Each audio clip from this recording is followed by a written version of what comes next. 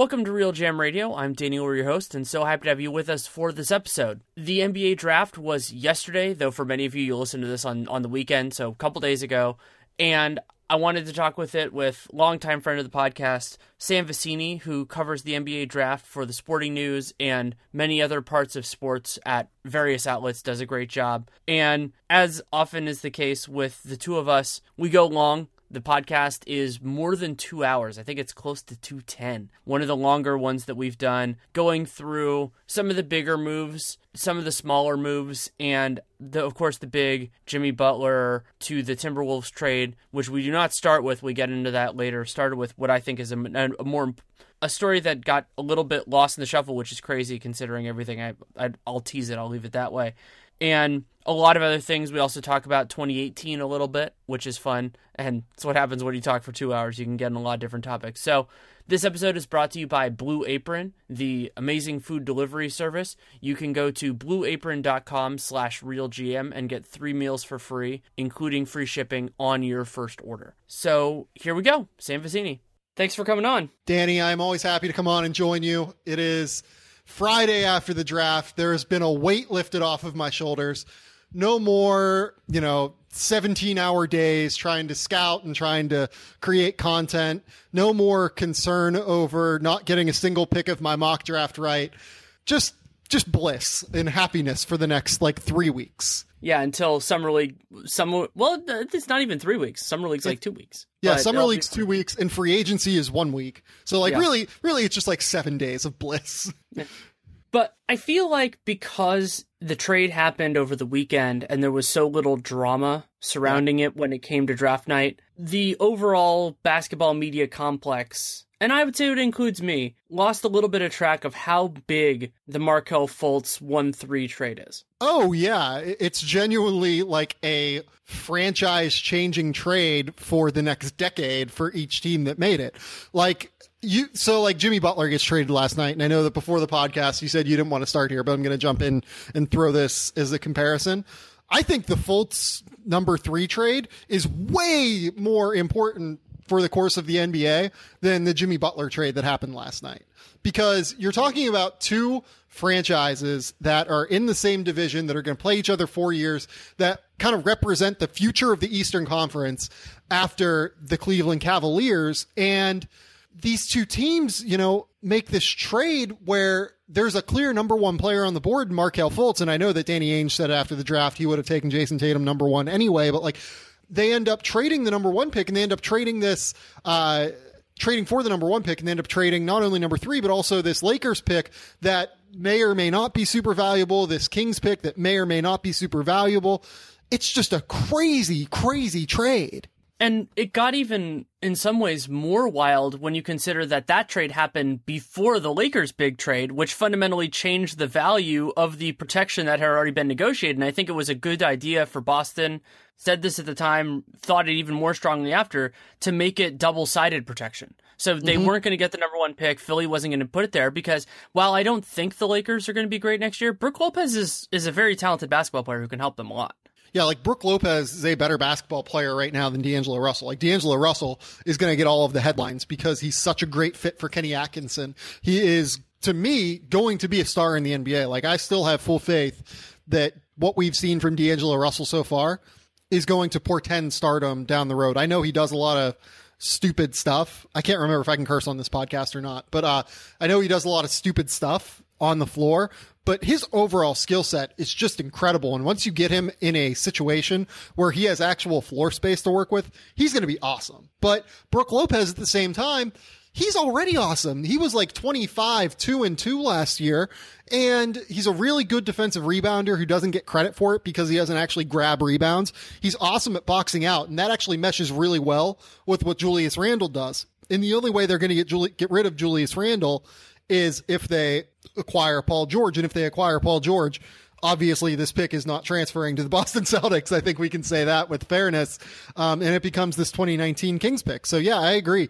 Really, really smart by, Danny Ainge deciding to double protect that pick. But this isn't a surprise, right? The Celtics are one of the most well-run organizations in the NBA. People can make jokes about Danny Ainge overvaluing his assets, but Like, the guy is awesome at evaluating and getting things done and, making sure that the right things are done. I don't really get the concern. I think the concern can sometimes come with just the idea of converting the idea of a ceiling. That it's always hard when you think a team is like always on the verge. It's kind of like that they're never going to get to the fireworks factory. Sure. From it just like there's some of that with the Celtics, and that can be hard. I mean, even though, and it's so amazing to say that for a team that was the 1 seed in the East, but it's because, as my friend Tim Bontemps said on this podcast, he called Isaiah last year a fake all-star, which ended up not being true. But they were kind of a fake number 1 seed in that way, because the reason they were the 1 is because Cleveland didn't care. But you think about how much better they could be, and so you go in that direction. And with Boston, you kind of went, like, for me, the frustration was I saw the path once they got the number 1 pick of, they get Markelle Fultz. If he's good, then they do something with Isaiah, whether that's let him go or trade him or whatever. Yep. And if he's not good, then you go in a different direction. And now they're just in a very, very different spot. And it could work. I mean, you like Jason Tatum more than I do. But the decision that they made, especially in light of the fact that it sounds like the 2 guys that they're targeting in free agency are Gordon Hayward, who's a 3, and Blake Griffin, who's a 4, that this morass of forwards that they've created, who are all talented and all worthwhile, it just, like, they're going to have to figure it out, and I think Danny Ainge is talented enough to do it, but they've given themselves a lot of questions that they just need to answer. Yeah, and I'm someone who's not super concerned about having too many wings, because as we talk about on this show all the time, you really can't have too many wings, right? Like, it's really difficult, I think, to have too many wings, because you can move them up and down the lineup 2 through 4. You can realistically have like 6 good wings get 25 to 30 minutes a game a night. And it's just easier for me to figure out a way to make those wings movable as well. Like, for instance, we saw Justin Anderson get moved as the main piece in the Nerlens Noel trade. And yeah, Nerlens obviously has his issues in terms of going to be a free agent, maturity issues, stuff that drove his costs down. But there's no way that Justin Anderson should be the main asset in a Jimmy Butler trade, or I'm sorry, in a Nerlens Noel trade. I don't think that anyone would deny that. But the fact that wings are so much more valuable than bigs right now says a lot about the NBA. And it doesn't look like that's going to change in the immediate, because a lot of the guys, even who are listed as forwards in this class, are better as 4s. And some of them, I mean, Jonathan Isaac might eventually even be a 5. I think that'll be a little while from now. And so the true 2s and 3s were few and far between in this draft. Yeah, that's a really good point. I think that, you can look up and down my board, right? And, depending on what you think of Malik Monk, he was probably kind of a true 2, but not really a wing 2. He's more of a guard 2. I do think that Josh Jackson is a 2-3. I don't really think of him as a 3-4. Yeah, same here. Luke Kennard and Donovan Mitchell, I think, are more like on the guard side of the spectrum. But it's really hard to find like true wings, like Wes Iwundu. I think part of the reason that Wes Iwundu went number 33, if I remember correctly, maybe 32. I can't remember which one, but he goes to Orlando's because he's a 6'7" wing with a 7'1" wingspan with ridiculous athleticism, who had point guard skills in college, but can't really shoot and can't do a lot of stuff. But like the fact that he has true wing bona fides athletically and in terms of skill, like you can't really overvalue that. Like I talk to NBA scouts pretty regularly, and a lot of the things that they bring up is that this is a league built on just genetic freaks, right? And like you can obviously get by being Stephen Curry and being, preternaturally gifted in terms of skill and in terms of hand-eye coordination and everything. But so many of the role players and so many of the guys in the NBA, like for instance, even Malcolm Brogdon, who doesn't really get brought up as like a genetic freak because he's not a good athlete necessarily by NBA standards.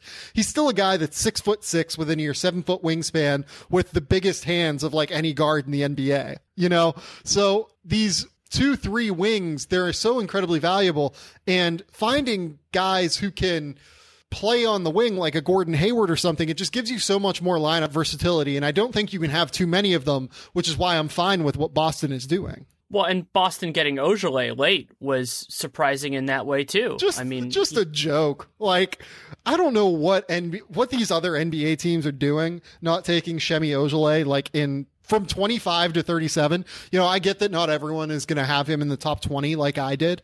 But for instance, if you're the Lakers and you don't really have like one of those 3-4 combo forwards, and if you're Utah maybe, and Joe Johnson is getting up in age and you just traded Trey Lyles, maybe that makes sense for you as well. And oh my God, of all teams, Portland, right? Like Portland, I know that they have Al-Farouq Aminu and, Maurice Harkless, but they need defense and shooting more than anything. And getting a guy like Shemi Ojale who can actually play both ways of the floor, it's just a no-brainer to me. And you end up taking Caleb Swanigan, who I also graded as a first-round pick at number 28, but he doesn't fit what you need. Like, I don't. There were a lot of moves at the end of the first round that I just didn't really get. And that's not where I wanted to go, but a point I wanted to make is that I think there's going to be some resonance for the group from Bam Adebayo. So I'm going to just go through the guys. Bam, Justin Patton, DJ Wilson, TJ Leaf, John Collins, Harry Giles, and Jared Allen. All those guys, there are reasons that I like almost all of them. I've seen a few of them play in person. I've watched all of them play on TV. But when you think about where this league is going and you think about what some of these best teams have, they're going to be sitting there going, yeah, Terrence Ferguson, OG, Semi Ojale, like these type of guys, and be like, they're going to be scrounging trying to find those, and they're going to be maybe not as good and maybe not on rookie scale contracts, big men just available. Yeah, no, I mean, it's not even like a secret anymore in the NBA, I feel like, but one of the things that is a fact about the NBA right now is that we're way oversaturated with big men. Like, we are so oversaturated with how many teams want to play actual bigs. And here we have Tom Thibodeau drafting Justin Patton and adding to their 4-center conglomerate, where I guess they're going to continue to play 2 true bigs all the time. But like most other teams around the NBA realize the way that this is going is the way of being small, being mobile, being versatile, being able to guard on the perimeter, being able to cut off penetration, being able to shoot and space the floor. And so many of these big guys just can't do that. Yeah, so we'll have to see how that works out. But let's get back to a guy who does shoot and space the floor and does a lot of other stuff, Markelle Fultz. I personally love the fit of Fultz and Simmons. The comparison I made, and I am not trying to compare these guys as players, it's more of like a take your glasses off, it's a little bit blurry fit, is the idea of the balance between LeBron and Kyrie, where one guy is a ball-dominant forward who you probably want the ball in his hands a lot for various reasons, and the other guy can both be the man when the other guy's off the floor and also still function when he's taking on closeouts, being a secondary actor. Oh yeah. That to me is the exact thing that Ben Simmons needed, right? So last year at the draft, I don't know that people really remember this, but like there was a little bit of a debate between Ben Simmons and Brandon Ingram. Would you say that's fair? There was a little bit, yeah, like certainly, especially because Simmons had all that stuff of like, oh, his team wasn't good and all that. But yeah, there was actually, because Ben Simmons was really talented, but to me, he wasn't a sure thing. He was intriguing and really, really good, but he wasn't in that, no-brainer class like Karl Anthony Towns. Right, and like for me, like I have Markelle Fultz ahead of Ben Simmons, like in a vacuum in terms of what player is a little bit better and who I would rather build around, but part of the reason that I feel like there was a little bit of a debate, and in a vacuum, I had Ben Simmons on just a slightly different tier than what I had Brandon Ingram on. But, why there was a little bit of a debate was the idea of it is going to be incredibly difficult to build a roster around Ben Simmons, right? Because you need him to play the 4. You need to have a floor spacing center next to him, and you need to have a guard that can not only facilitate in the half court, but is also capable of playing off the ball when Ben wants to play on the ball and be a primary facilitator, both in transition and in the half court. And finding both of those things for an NBA team is very, very difficult. And here, Philadelphia did it in like a draft and a half. And not only that, but they did it with a guy who's on the same age timeline, because I had gotten really into the idea of them getting George Hill. Yes. George Hill is a talented player, fills a lot of those gaps, though he doesn't have the same kind of skill off the bounce that Markelle Fultz projects to. but he's way older. He's 31, I believe. And so they got that on a player who, in terms of the age perspective, is right in line. They did have to give up a meaningful asset. I mean, the pick that they're giving up is probably going to be a value. It's clearly not going to be the number one pick. That possibility in 2019 is one of the most amazing ones that is out there. Can I talk about that real quick? Sure. Because I think that's actually a really risky pick to try and acquire whenever you're giving up for me, who was the clear number one player in this draft.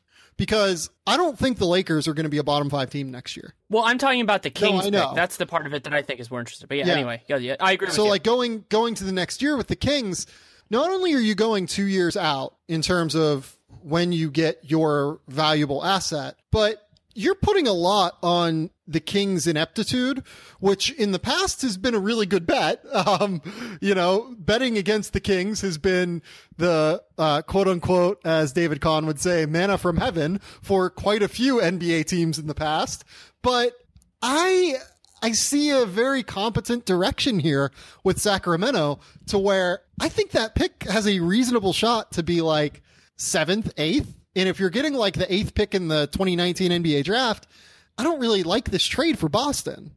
Also, there's just the nature that the draft lottery isn't super favorable to the teams at the bottom anyway. Right. Even if they had been like the worst team in the league, like Brooklyn was this year, there was only a 25% chance that Boston was going to get the pick that became Markelle Fultz in the first place. So even if you do that, so you're rolling the dice no matter what, even if the team is bad. So it's kind of a double risk in that way. And I don't think the Kings are going to be a playoff team at that point, but I thought they had a nice draft, that there's a little bit of kind of a Houston Astros possibility with them, which is the idea that if you're bad enough for long enough that you'll get talent. And that's what Houston's doing right now. They were just so bad for so long in baseball that they got a bunch of these picks, and now those guys are actually good. That could end up happening for them. In the NHL as well. Right. Yeah, so that happens. And it might be a little early for it to happen in 18-19, but it doesn't have to be that different to be there. And then the other huge factor, which I also think is in play with the Lakers, is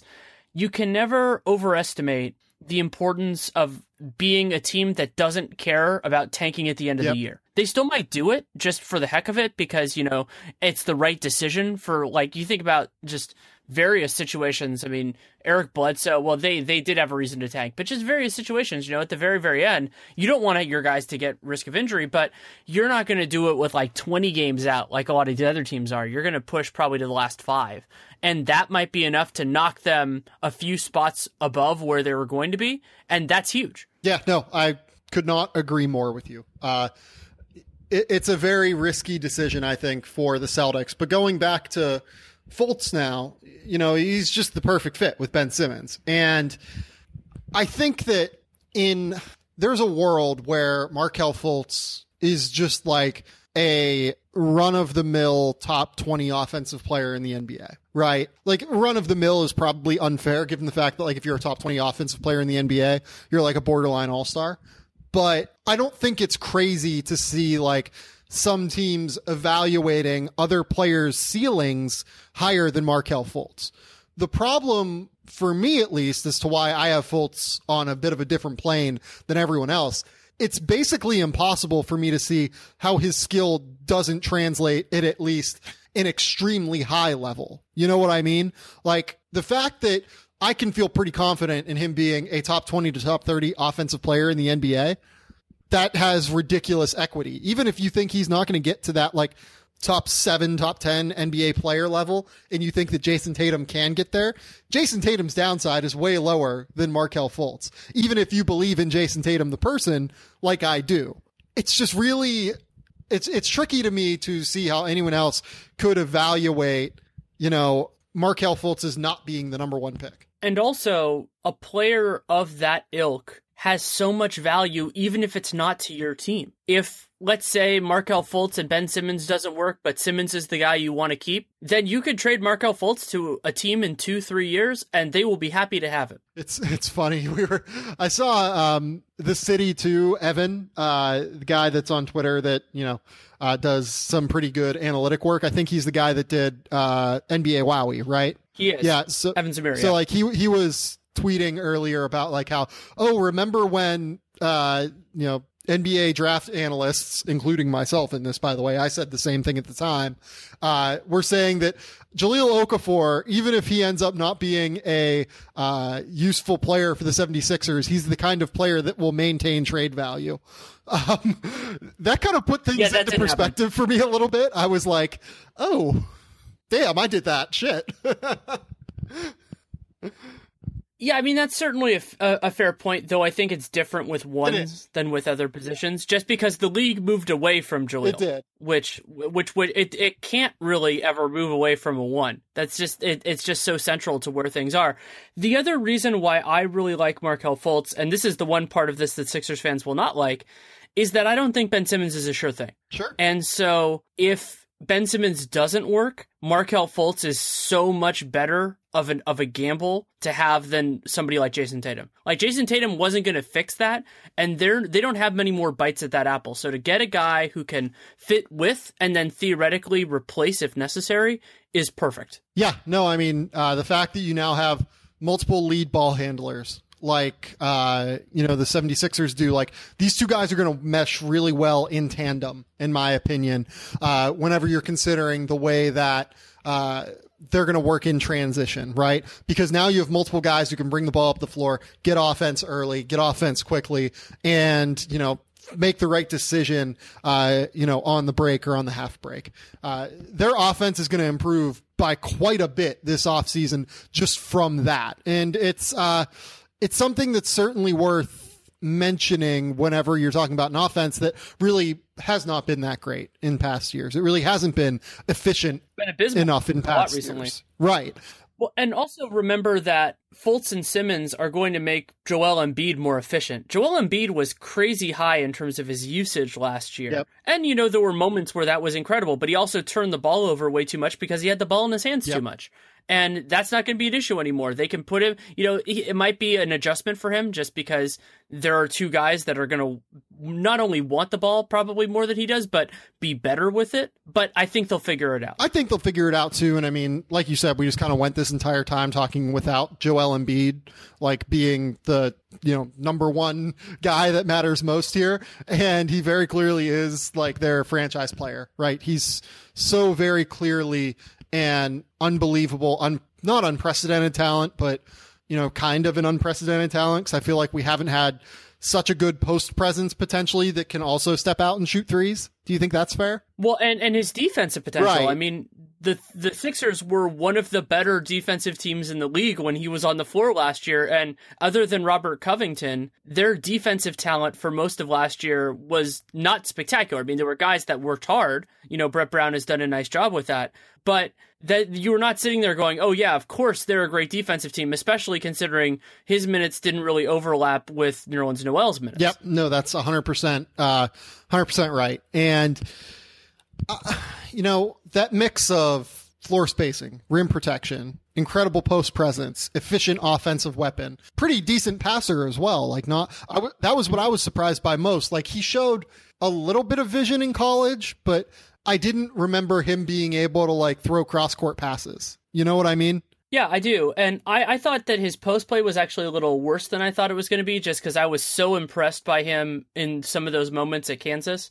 But the passing more than made up for it, and then his ability to actually shoot, like one of the few things he could work on during his recovery, the fact that he was so comfortable was unbelievable. Yeah, no, it really, really is. He's, like I said, kind of an unprecedented talent, and I don't mean that to say that he is going to be the best player ever by unprecedented, but I just mean it in terms of like style of play at that level.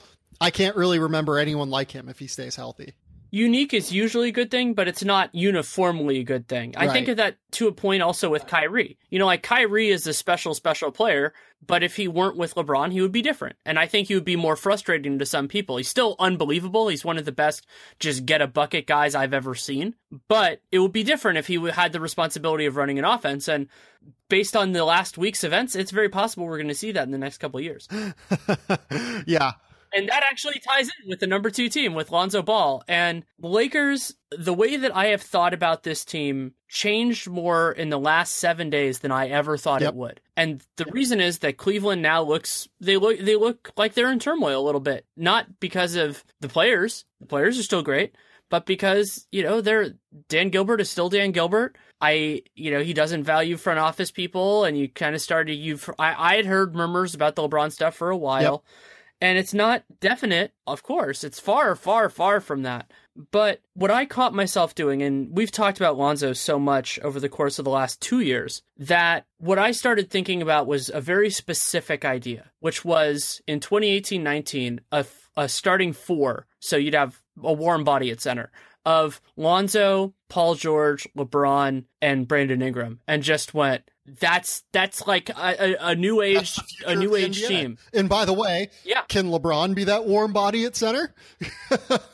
I don't think he wants to be. I think they would do the equivalent of a Zaza Pachulia or somebody like that, at least in the regular season. But in the playoffs, maybe. Yeah. I mean, LeBron will be, for most of that season, he'll be 34. So at that point, who knows? Maybe his parts will have rusted a little bit. Who knows? No, like I said, I think like in game 4 of the playoffs, like when he's like 36 or 37, if he wants to play that long, LeBron James is going to be the all NBA first team center if he wants to be. Well, and remember, there was this thing years ago about how it was like, when LeBron ages, he's already, like, when he was 25, he was built like Karl Malone. Like, that's just what he was. And then the league made now Karl Malone would be a center. So it's just unbelievable how that has happened. Yeah, no, he is a large human. There's not really another way to put it. And he can protect the rim. He can do everything that a center needs to do because he's LeBron goddamn James and can do everything. But, like, those four, right, because you have LeBron and Lonzo, you can literally get any other player type because they're all so big and so long and play with those four guys. You can get a floor spacing shooter. Sure, that makes sense. You can get a true center. Okay, that makes sense. You can get like a super athletic Andre Iguodala like wing. Okay, that makes sense. Like, everything about that foursome just makes me so excited to watch basketball in 2018 if it happens. And whoever that person is, they better be ready to run, because you could have the best or second best fast break team in the league, and you could have the two of the best fast break teams of all time, along with the Showtime Lakers, the LeBron Heat, and a few other teams, playing not only in the same conference, but in the same division. Oh, yeah. Would be outrageous and insane and just totally ridiculous, and I would love every minute of it. I genuinely, not only because I live out in Los Angeles and, hey, LeBron James is really fun to watch play regularly, but like, I really just want this to happen from a thought experiment perspective, right? Like, it would just be so fun. And if they could find a way to keep Julius Randle there too, if he can learn to shoot a little bit, which it seems like he's really working on this offseason, I love that fit too. Like, everything that the Lakers are building here makes sense to me, other than dealing D'Angelo Russell for what they did, I guess. I didn't really understand, and we can kind of transition to that now, I guess, but like, I didn't understand why this decision had to be made now. You know what I mean? Like, I don't. I do. Well, so there are two parts of it that are weird. One is trading Mozgov before you have to, because getting it, basically they paid to get off an extra year of his contract, which they didn't really need to do. And the second part of it is the Brook Lopez part. So Brook Lopez, wonderful player. The Lakers don't have their pick next year, so it doesn't have that sort of downside. But he's talent. Presumably he was a part of the reason that they gave up D'Angelo in the trade. I don't think he was a throw-in. And the present value doesn't matter that much. Not at all, because they're not going to, like, yeah, they'll keep his cap hold on their books until, they sign someone else. But like, realistically, they didn't like acquire him to acquire his bird rights either. They just acquired him to make salaries match, kind of, because he was a contract that matched with what they're looking for to do in the future. I'll be interested to see how they handle that situation this year. If he got moved before the season, I would not be surprised. If he got moved mid-season, I would not be surprised. I will be somewhat surprised if he's a Laker by the end of the year. Just because it doesn't make sense. Like, you're not, like, you just let him go and say thank you for contributing in a year that we weren't really competing for anything. Like, it's such a strange dynamic that he goes from the Nets, who have been functionally irrelevant for the last couple of years, to the Lakers, where even the most ardent Lakers fans are going to be watching A, of players that are not him, and B, looking beyond that season. Yeah, so like, there's no way that they acquired Brook Lopez for the value that Brook Lopez provides for them on the offensive end this season, right? They acquired him, I think, because he is an expiring contract, first and foremost, but also because he is a trade asset for them down the road. And if they end up getting a first round pick out of this again, that's like somewhat unprotected, it'll obviously be protected somehow, but like relatively unprotected by first round pick standards, then I think that this makes more sense. But like I said earlier, like I believe D'Angelo Russell is going to be a star in this league, and I'm not giving him away just to dump Tim Mozgov's contract before I have to dump Tim Mozgov's contract. And there aren't that many guys in the 2018 class that are worth it that you need to pre-dump it just in case. Like, I think that in today's world, we know that if you need to get out of a contract, you can. Yeah. There are a lot of examples of this. And it's going to be easier to do so when Deng and Timofey Mozgov and those guys have 2 years left than when they have 3. So it's surprising in that way, but at the same point, you know, like they did get back a late first round pick. They got back Brooke. And if they didn't feel that D'Angelo was a part of that, I think they sold a little bit low on him, but I don't think they sold like appallingly low on him. If they were looking into the future and saying, well, we plan on drafting Lonzo, and D'Angelo is going to be kind of marginalized by that to a degree, and maybe you kind of want to marginalize him if they were going to keep him because you want Lonzo to build the confidence and the experience and all that. Well, I don't know if it necessarily marginalizes him, to be honest, with the way Lonzo plays. Like, Lonzo is such a good facilitator for everyone else. He's going to get everyone else paid. He's going to get everyone else's value up. You know what I mean? Like, I think you're right, but I think maybe they saw some sort of downside risk that if he, you know, if Lonzo really takes over that role, and that if he kind of gets to be a forgotten guy, kind of like the guy taken immediately after him, Jahlil Okafor, I don't think that would have happened, but I can see them getting a little bit scared. But still, I mean, it just seemed premature to me to make that decision. Like, that was always a possibility, but I don't think it was likely enough to say, oh, we have to mitigate that risk. Yeah, no, I 100% agree. I don't really, I didn't hate the trade from Los Angeles' perspective because I at least saw a coherent vision. Like with the Dwight Howard trade, I saw absolutely zero coherent vision from Atlanta, right? So Atlanta moves down in the draft, takes on longer term salary, and doesn't even really save themselves all that much long-term money to trade Dwight Howard. That made like negative sense to me in every way. Yeah, there wasn't, for me, that they trade, would have been better the off ones cutting that bother the ones that bother me the most are the ones that do not have a cogent rationale. As you said, like, so for that trade, Miles Plumlee, like, so there were people online, like, because I trashed that trade, and they're like, oh, Dwight Howard, he sucks, he's a scrub or whatever. It'd be like, have you watched Miles Plumlee? You say these bad things about Dwight Howard now. Miles Plumlee was a net negative last year and is paid longer and has never been anywhere near as good. So it's not even like it's a reclamation project. There's nothing to reclaim here. And so it's just a really frustrating circumstance so there. Like, and I also got mad at the framing. Yeah. My guess on the vision with this is like they wanted to cut Dwight's contract up into smaller pieces to try and move it down the road. Do you think that? Presumably. Yeah, like that's my guess. I think that's part of it. But the other insane element of this is that if you feel like I do that Paul Millsap is not coming back there, what is the point of cutting your salary this year? Yeah. Like, if they could have just, if they, you know, if they were really, really saying, like, under no circumstances is Dwight Howard going to be on our roster next year, they could have waited until September, cut him then, eaten that whole $20 million for this year, and then the amount that they would have stretched would have been less than Miles Plumlee. They don't have to move down in the draft then, and they don't, you know, and I think they have a better shot. Like, if that's really, really what they wanted to do, they could have. And I also think that would have been a poor use of resources. Yeah, no, I agree 100%. Not that didn't make a whole lot of sense to me. With the Lakers thing, I understood what they were going for. I think that they want to acquire multiple first-round picks for D'Angelo Russell while cutting salary and creating two max cap spots next offseason. Okay, that makes sense. You're the Los Angeles Lakers. You are a premier organization. We can assume that they, under Magic Johnson, will probably be able to lure free agents. Is what it is. I get it. I don't agree with it. I think it was impatient and impetuous and probably not the right decision, but I get why they did it. Other trades, like we'll get to Jimmy Butler, I'm sure at some point, not so much with that. The Lakers trade at least made sense. Yeah, let's move a little bit through. Yeah. We already talked about Tatum. I don't think we need to.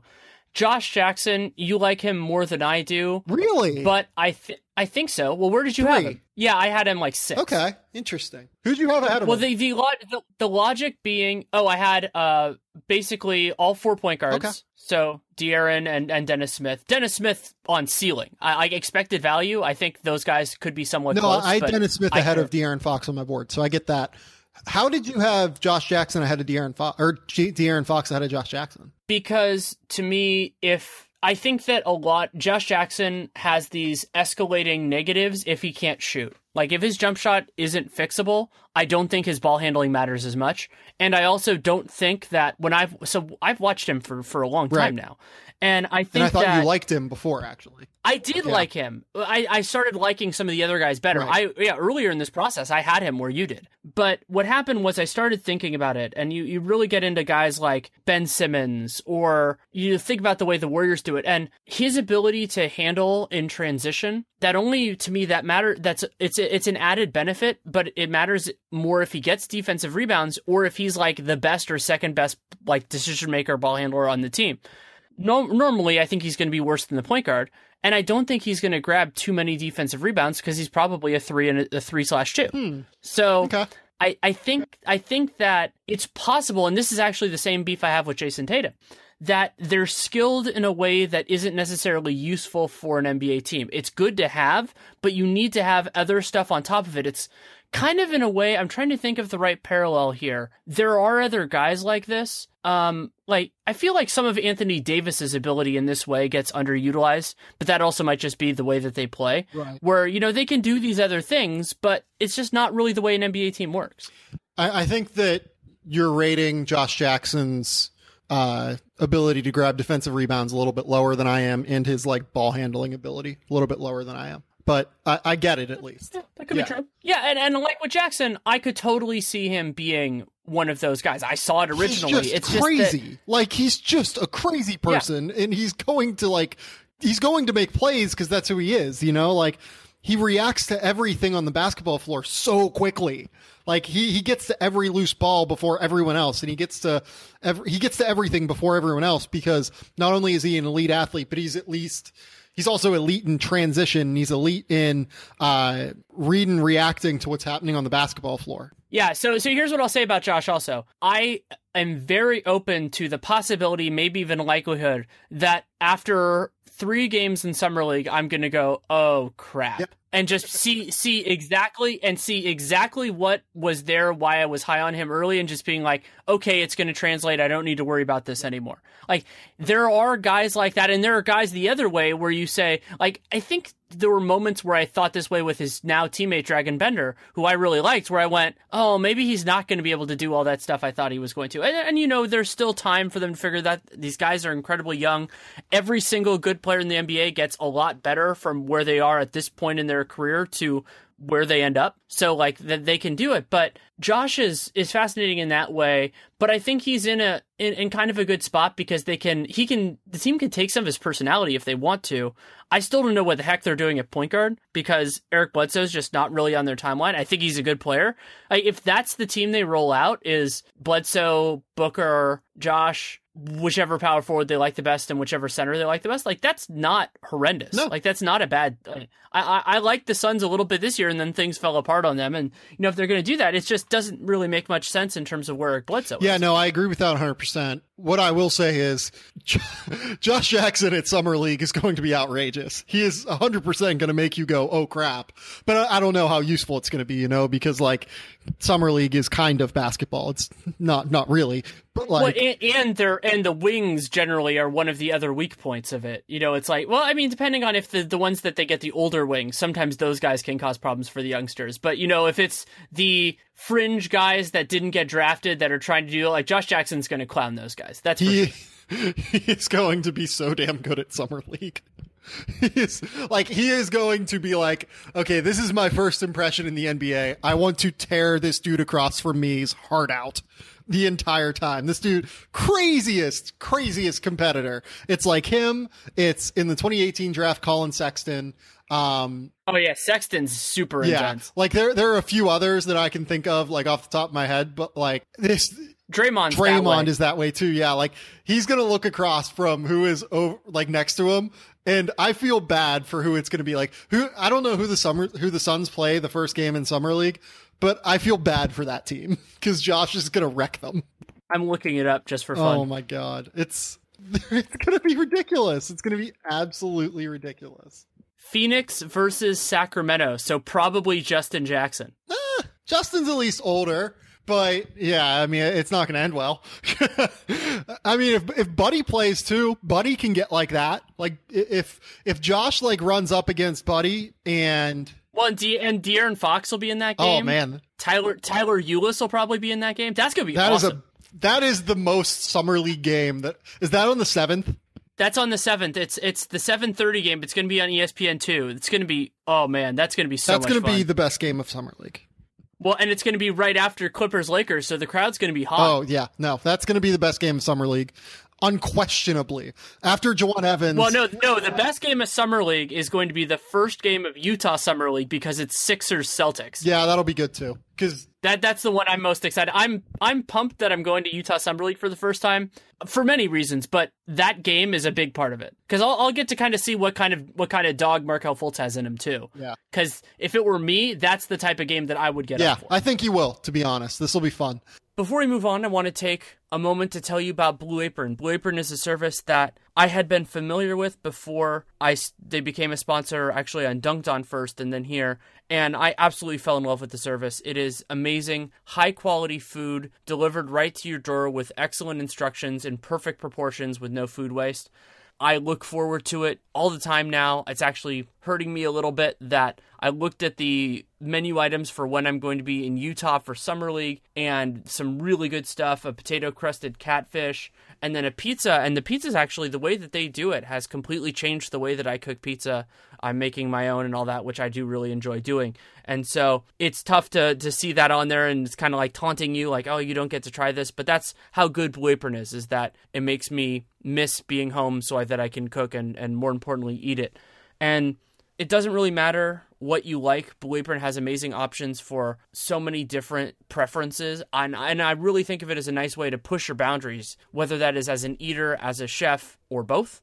And you can go to blueapron.com/realgm and you can get up to 3 meals for free, including free shipping. And if you do that, and I definitely think you should if you haven't already, challenge yourself. Try things that you wouldn't normally do. And for me, that has really been in the seafood realm. I mentioned the potato-crusted catfish in a week or two. And I'm not the biggest seafood fan, normally speaking, but they do an amazing job in terms of the quality of the seafood, and also the cooking, preparing instructions and the spicing and all that is fantastic. So I've gotten more into cooking it, I've gotten more into eating it, and I can thank Blue Apron for that. And it has expanded my world in terms of culinary exploits, and I really am impressed by that and thankful for that. And it all follows the guidelines for the Monterey Bay Aquarium Seafood Watch, which is awesome as well. So again, blueapron.com/realgm. Now back to Sam. But going back to Josh Jackson, just generally, kind of, he's a perfect fit next to Devin Booker. Like, he's going to run in transition. He's going to be able to handle the ball in transition. He's going to be able to find Devin Booker spotting up. He's going to take on the toughest defensive assignments and make sure that Booker doesn't have to expend too much energy there long term. I think that he's probably the best fit out of any player in this draft for his team. Like, I know that we just went on talking about like Markelle Fultz being an important fit to find, but there are still ways that like that could go wrong, as we kind of talked about, right?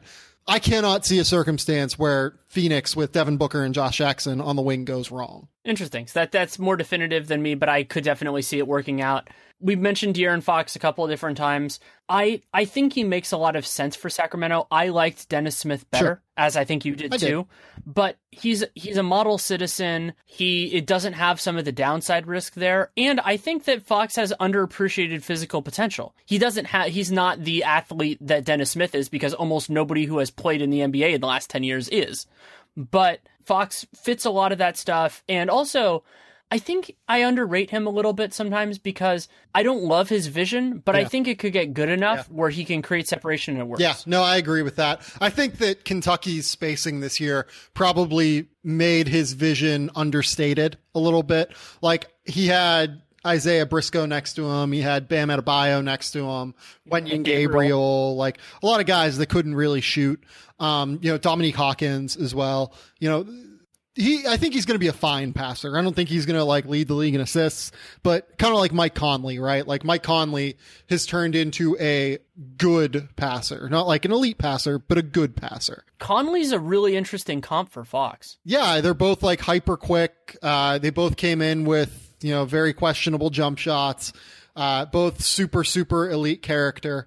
I think they actually are very, very comparable in terms of the way they're going to affect NBA games. Both very, very good at the point of attack defensively, but also still have size-based questions that occasionally get them into trouble, right? Like, it's scary how much their games are alike to me. And I loved Conley, so that kind of makes sense. And with Fox, again, it could be that just the sample we got, because I also remember that, again, it's unfair comparison. The guy, when we walked in, because we were sitting next to each other for part of it in the 2016 Hoop Summit, you knew those guys a lot better than I did. The guy who popped to me was Fultz. And I went, oh my God, like this is the guy of this group. And De'Aaron Fox was pretty much going against Markelle Fultz in practices. And it's kind of like, you're just going to look bad going next to Markelle Fultz because he's special off the bounce. And Fox did a nice job getting into him. I thought he created offense for his units whenever they didn't scrimmage very much, but whenever they did scrimmage. But it might be that he has all of these circumstances that are just imperfect in a way that some point guards, I mean, Dennis Smith has this too, but the point guards just don't get all these samples out there to really work. Yeah, no, absolutely. College point guards, on some level, they are more capable of making things happen than any other position in college hoops. But on the other hand, in terms of their vision and in terms of their, assist numbers or whatever, they are very beholden to guys who often are just on a very different plane from them in terms of talent. And I think you can even say that about Kentucky, who had more talent than basically anybody in the NBA or in college basketball last season, given that they had 3 lottery picks on their team. So and you saw how comfortable he looked when they played Willis or some of the other guys that could shoot. Right. It was like, oh my God, I have somebody I can pass to. Hey, look at that. Right, exactly. And another part of this draft for Sacramento that I think is really incredibly important. We talked about them being this dysfunctional franchise for a long time, and they're not dysfunctional really anymore. And in fact, they drafted 3 character kids in the first round, and De'Aaron Fox, Justin Jackson, and Harry Giles that, everyone likes. I think that, that's an understatement. They're all very high level, high character kids. Then they also get Frank Mason, who is essentially the prototypical point guard that you want off your bench because he is a crazy person that will just fight and dog and claw and, scratch his way to an NBA career. And, that's perfect. That's exactly what I think this organization needed. You mix them with Skal Labissiere, who is just the nicest kid you'll ever meet, and Buddy Hield, who is just elite, high quality in terms of character. It's a really nice departure from the way that the Kings have built in the past. And I think that it can't go unnoticed, right? They now have a lot of guys who are high level competitors that are also very, very high character. Well, and Giles is high character too, that's right? What I said. Giles was one of the 3 that I mentioned. Right. We kind of talked a little bit off air about the Giles pick. If I was the Kings, we can kind of fast forward to 10, right? And talk about them within the context of De'Aaron Fox. I would have just taken Malik Monk and been happy. I think that they got good value getting Justin Jackson and Harry Giles. I don't really think that, think that it's a disaster. I think if they would have taken OG at 20, it would have been a pretty unbelievable draft. Yeah, no, for sure. They could have taken different players. They could have taken Shemi Ojeleye. They could have taken, I'm trying to think, Derek White I would have liked. They could have taken a lot of different guys, right? With Giles, I've gotten mixed stuff on the injury. Some teams definitely had him off the board. Some teams, I guess had him flagged okay, green flagged saying take him, given the fact that the Kings took him. But, we'll see. I hope the best for him.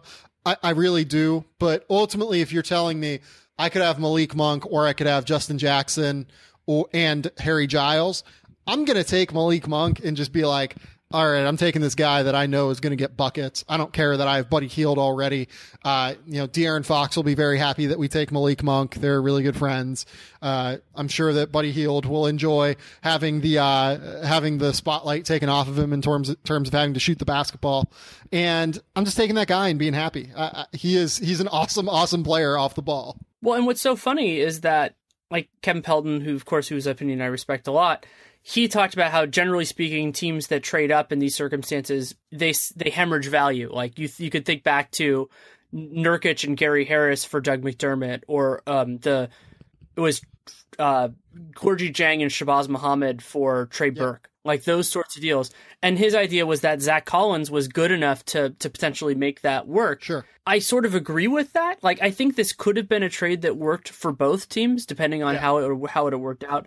But I do wish that maybe that they got. I also am not in love with Justin Jackson.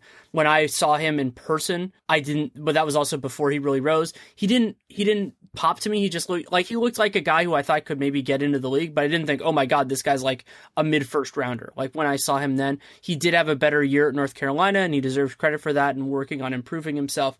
But you have all that in there, and so like. I'm kind of conflicted with the Kings in that way, because I think that this could work. And if it does, like, it definitely signals a new direction for them. But they also now, I think that there is more pressure than some people are admitting to really get star potential with what the pieces they have left, because I think they got a lot of nice, more complementary guys, and they're going to need to hit. And that's the same criticism in some ways that I had with John Isaac at 6. I love John Isaac. John Isaac was one of my favorite players in this draft. But it's going to be really hard for them now to get that straw that stirs the drink guard. Yeah, no, I agree. This is part of the reason I was a big fan of Philadelphia trading up to 1. If you look at the 2018 draft and the 2019 draft, that big-time guard isn't really there, like Colin Sexton. So I released my 2018 big board at Sporting News on Friday, the day that we're recording this podcast. And I have Colin Sexton at 7 on my board. I would have him lower than all of the 4 college point guards in this class. I would have him, I'm trying to think, like I would have him higher than Chris Dunn, but like going backwards and like continuing going back, like he's not like some hyper elite point guard prospect. I think he's a good point guard prospect and I love the competitor in him, but there are some very real concerns about Sexton, right? So like, this was kind of, for me, and I'm sorry, the 2019 point guard class is, for me, considerably weaker on NBA potential. It's very deep. There are like 10 guys kind of vying for that number 1 spot. But Trey Jones, Tyus Jones' brother, is the best that I've seen so far. And he doesn't really scream NBA player to me. Like, he'll play in the NBA, but like, I mean, like in terms of starting quality NBA player, doesn't really scream it to me. So this was Philly's one chance, I think, to get a really true high-level point guard, distributor, scorer, difference maker, essentially. With the Magic, I think that's totally right. And, Dennis Smith was sitting there on the board for them, and he might have been entering a non-ideal situation in Orlando, given the turnover that there's been there, given the roster issues that exist there. And with Dennis, I think you want to keep him very insulated in a positive situation.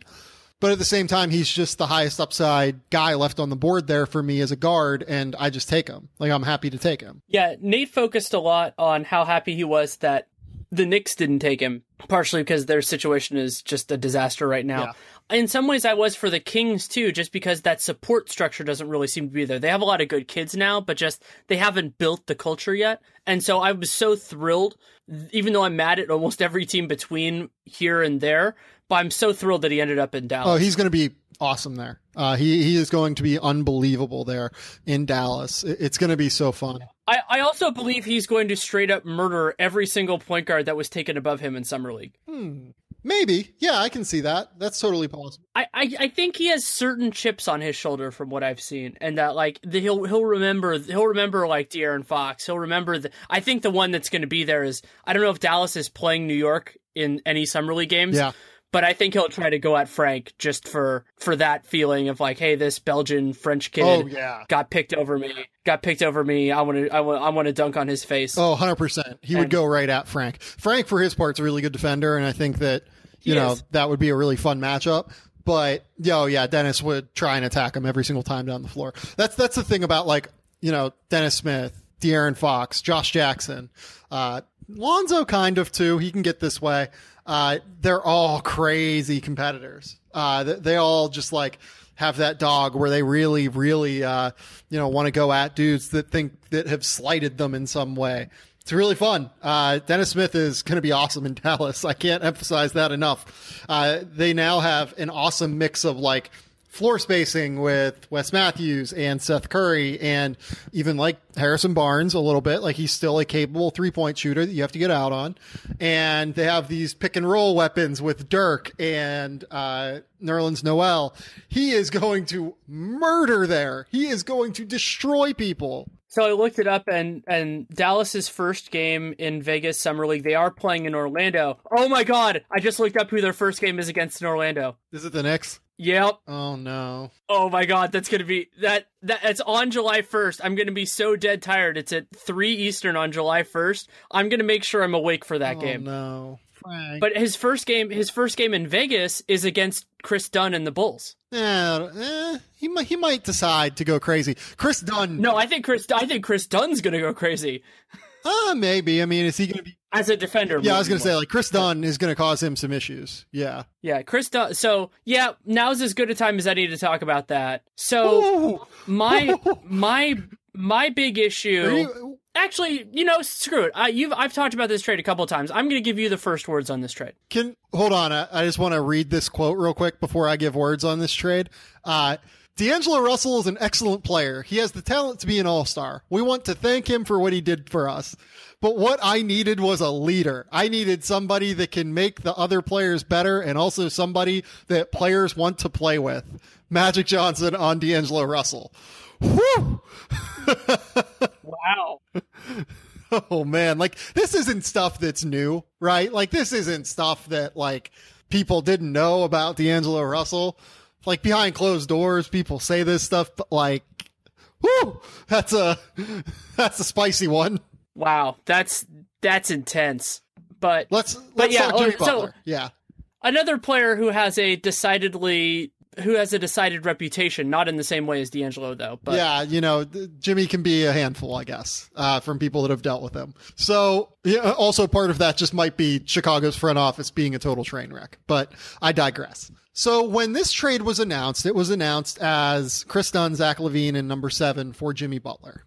When it was announced like that, did you think that was a fine trade? No, I thought that was a bad trade for the Bulls.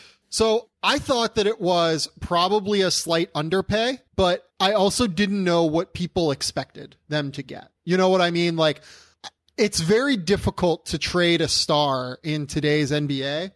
And to get, I think Chicago's probably overvaluing Chris Dunn, thinking that, this guy last year was a 5th overall lottery pick that we had a really high grade on draft day. What we've seen from Chris Dunn in the NBA so far does not really make for that being an effective evaluation. But he's going to be a good role player in the NBA. He's too damn good defensively to not have like a 10-year career in the NBA. You know what I mean? Zach LaVine, before the ACL injury, really was kind of taking a leap toward being a very real starting caliber shooting guard in the NBA that could eventually be a top 10 shooting guard in the NBA. And the number 7 overall pick, I mean, that's, they use it on Lauri Markkanen, who I think is a really good selection for them. He has legitimate all-star potential as a shooting center in today's NBA at a time where floor spacing is more valued than basically anything else offensively. I don't know what people expected. The problem is that they gave back pick 16. So they essentially just made it a pick swap where they moved up 7 or 9 spots. That's really dumb. Like if you can get both assets, then that is an incredible boon to your organization. If they could have exited this draft with Zach LaVine, Lauri Markkanen, Chris Dunn, and who do I have on my board here that's right in front of me? John Collins. Okay, that makes a lot of sense to me. I get that trade. Adding the 16th pick is a significant problem to me. It significantly tilts the trade in the Bulls' favor, I'm sorry, not in the Bulls' favor, in the Timberwolves' favor, given the fact that they're getting back a top 12-ish player in the NBA. But I guess I just didn't know what people expected the Bulls to get for a Jimmy Butler trade.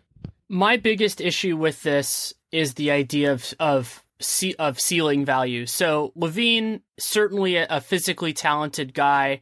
I'm a little bit lower on the what he had shown during the season. A talented scorer, but not necessarily an efficient scorer. Still pretty bad defensively, not as abysmal as he was early. He averaged like 19 points a game on a 58 true shooting percentage this year. Like, that's pretty good.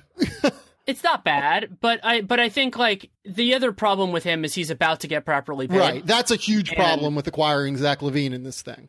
It makes it really difficult for you to have cap space going forward. And Chicago, a team that I think, if they were properly run, would have a reasonable pitch there. And then Chris Dunn, to me, a talent. And I thought, there were times when in his time at Providence that I thought, oh, this guy could really be a player. But then I worry about him offensively, and just at the point guard spot, offense is just so much more important than defense. And the idea of like, can he be a meaningful positive on that end consistently is a real concern for me. And so I thought that it's better to take one bite, like one big bite, kind of like the D'Angelo Russell equivalent. Take one big bite with a guy who has some real potential than like a bunch of kind of menial ones. That's just the way that I feel about it. So if you're running the Bulls, would you rather have Kevin Love or this? Oof, that's hard because I don't think Kevin Love is providing much present value. I'm trying to think about what you could get for Kevin Love in a trade. Right, that's kind of the question. The answer appears to be not much. So like I would imagine that was like kind of the equivalent offer from Cleveland, right? Like maybe Kevin Love and and that ties in with that. I think in some ways who I'm most mad with is everybody else. That if this was like one of the better things that was on the table for them, considering Zach Lowe had it in his piece that Boston basically wasn't offering any of their best stuff. They were offering some other things. It feels like the market for Jimmy was about what I thought it was going to be for Paul George, and Jimmy Butler's combination of player plus contract is way better than Paul George's. Yeah, I mean, I don't think so for the Celtics, like Paul George is a considerably better fit, but Jimmy has a little bit more value because he has the longer contract, right? Like he has 2 years, whereas Paul has 1. The fit though makes sense for Paul because Paul can, I know he doesn't want to play the 4, but he's going to have to play the 4. Basically wherever he goes at some point. Well, and it also makes sense just because Jimmy is more ball dominant in a lot of ways. Now, I mean, I think Paul George would love to be as ball dominant as Butler was for the Bulls last year. It just wasn't allowed because his team had all of these guys that were ball dominant. Right. But I think in many ways, Paul George doesn't make sense for the Celtics unless they're going to unless they have kind of like an understanding, whether that is written or otherwise, to re-sign him, because they don't need a rental unless the cost is just so low. Yeah, I think that ultimately that's the thing. Like, is the cost going to be basically what Zach articulated in his thing today? Like, is it going to be relatively low? Would you rather have? Well, here's another good question. Are you so low on this Chicago package that you would rather have Julius Randle 27 and 28? No, I would rather have this package, but I would rather have just waited on Paul George and seen what happened than either of those. Even if you end up getting almost nothing, and you can especially do that in Jimmy Butler with teams who miss out in free agency. Right, and also because even if you trade him at the deadline, you're getting 2 playoffs out of him. That's a lot. Like that, there's a very real value to that. Yeah, no, absolutely. There was time still with Jimmy Butler, whereas with Paul, there's really not time. Like, he had to be traded, and it's funny that the one that there was time with was the one that was traded. I certainly think that, like, this is if I was grading this trade, I would probably give it, like, a D. Like, I'm not saying that this was a smart trade for Chicago. Giving back the 16th pick and not getting that extra pick asset is crazy pants stupid to me. Well, and not getting even like an afterthought, like a future second or something, just to get. I mean, this trade was not so tight on the margin that you couldn't have asked for anything else. By the way, the funniest part of all of this is Tibbs today said, like, if we didn't get the 16th pick back, we would not have accepted it.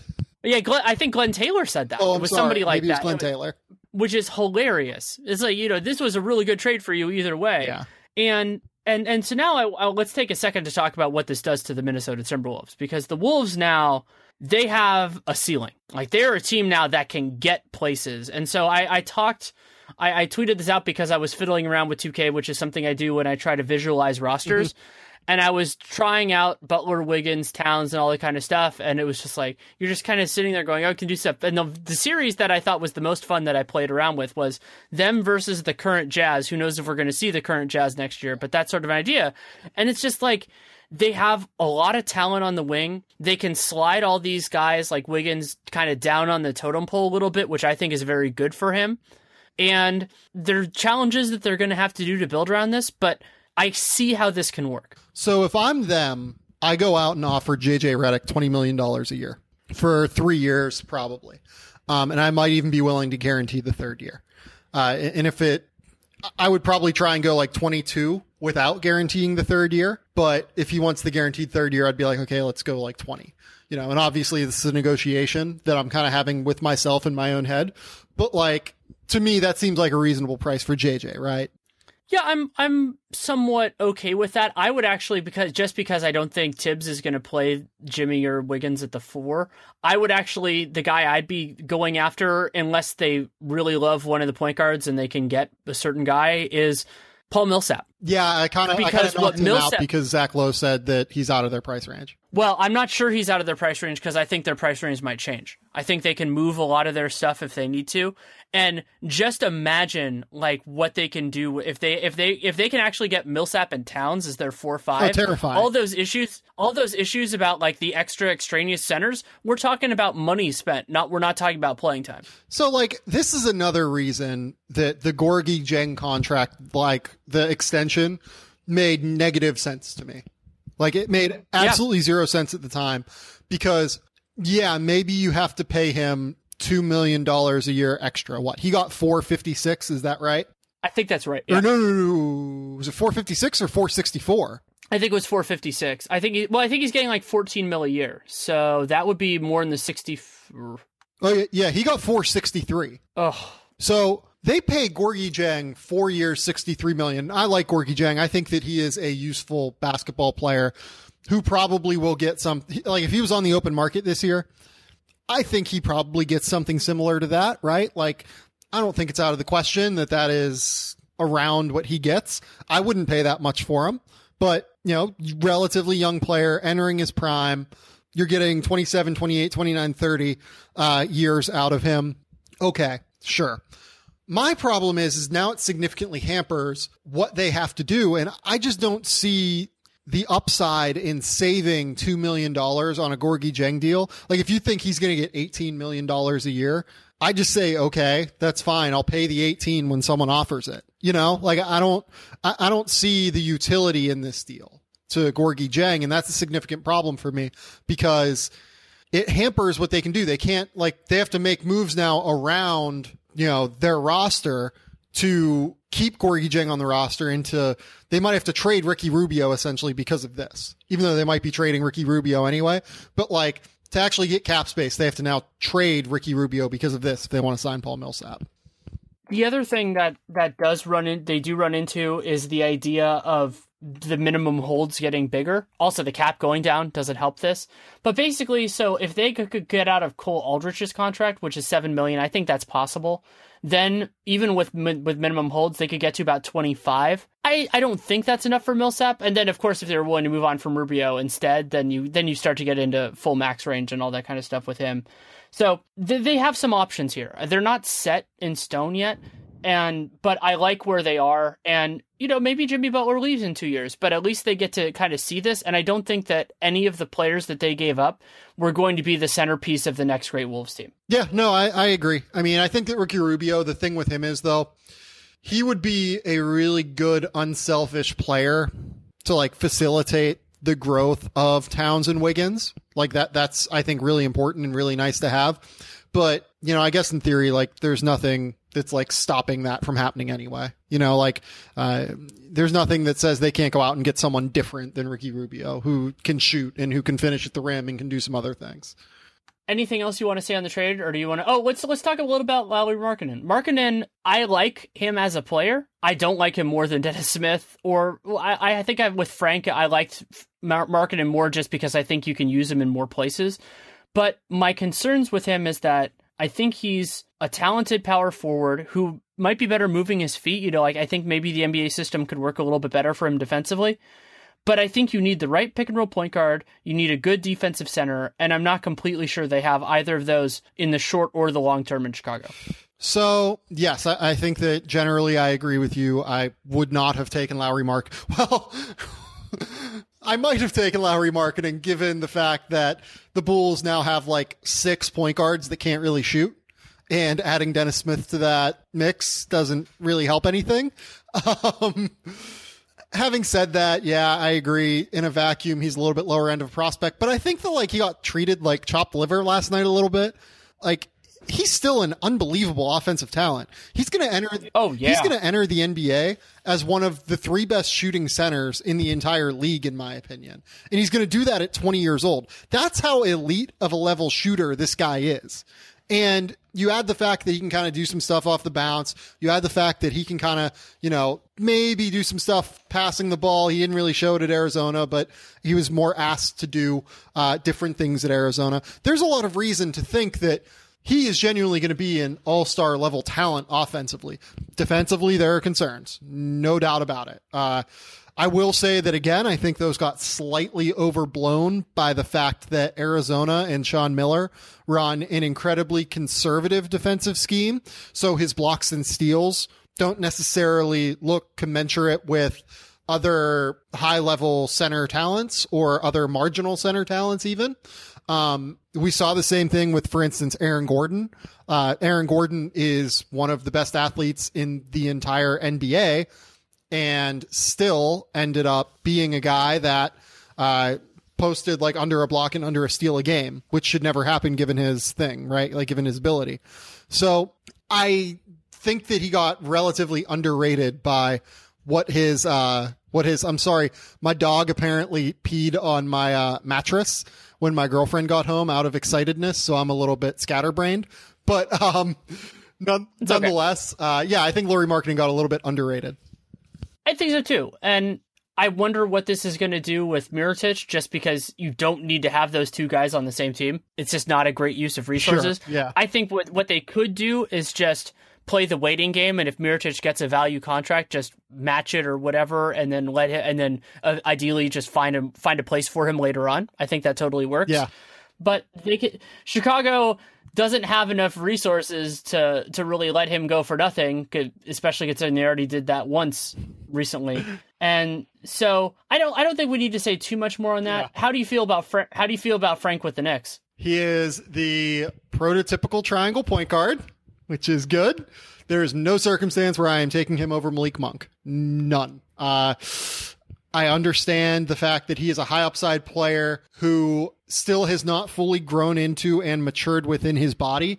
So I think like whenever I talk about Giannis and how I kind of missed on Giannis, right? Like, I'm not saying I missed on him in the draft. I'm saying I missed on him after I saw him a little bit within the NBA. I thought that he was never really going to get to the athletic point that was necessary for him to become a star.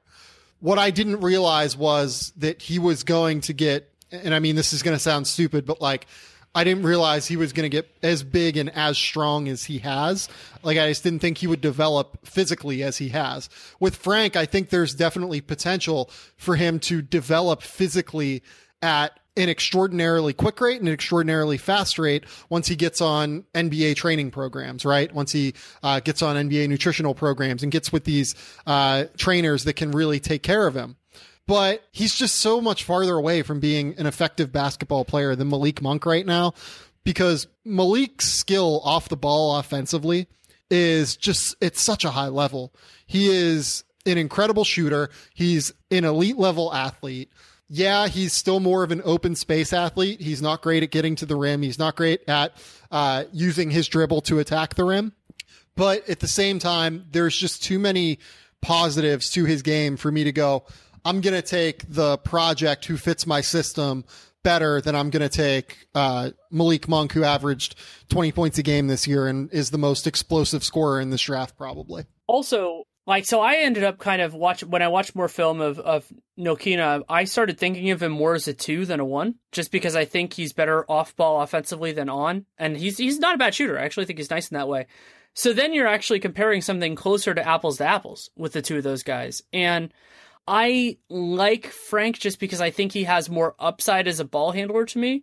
But the Knicks are in this weird place because basically their whole roster is in flux. Yeah. So I think I still Including have Frank over Monk, but I certainly... Yeah, well, we'll see. I hope not. But like I can see your argument. I just think I like Frank's ceiling a little bit more. But they're both. I mean, the idea to me, the bigger issue is Dennis Smith. Like, you're going to need a point guard at some point. If you see him as a 2 like I do, then you're opening up that spot for somebody. But you still need to actually get them. Right. So like the thing is with Dennis Smith. In a vacuum, and if you're going to be intelligent about the way that you run your organization. Yeah, if you assume that Phil's gone next year and the whole triangle thing is done, then Dennis Smith's a better pick. Right, exactly. Like, you would have a long-term partner in the pick and roll with Kristaps Porzingis.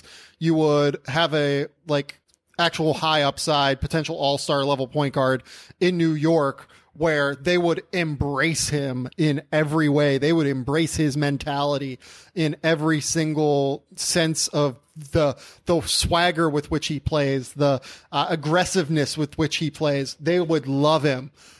The problem is they're not run competently. They are apparently not deciding to, build their system around the talents on their roster. They are deciding to run the triangle, which... maybe you can still win with, maybe not. I don't really think that, you can't win doing X or Y. I think it's all dependent on putting your players in the best position to succeed. And talent is what matters most. But they clearly don't feel that way, and it's really stupid to me. It's really dumb, and it makes no sense. It's frustrating, just the idea of the whole thing. I don't want to dwell on the Knicks just because at this point I don't find them that interesting. If they actually make a move with Porzingis, then it happens. But other than that, it's a lot of hot air that will become relevant. It reminds me a lot of the 4 hours before the draft, where you hear these murmuring, but nothing actually happens. It's just well, let me know when things actually occur. And that's kind of where I am with the Knicks right now. Well, but here's the thing with the Porzingis thing. I talked to a couple teams that were talking to the Knicks about this, right? That at least reached out. What the Knicks were asking for was insane. One of the most reasonable offers I heard was Devin Booker in number 4 was around what they were asking for. There's no circumstance where the Suns are going to do that. You can make an argument that that's what Kristaps is worth.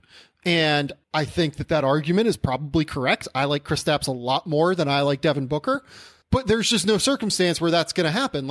They were asking for something like that. They were asking for something 4 top 5 picks or 3 top 5 picks or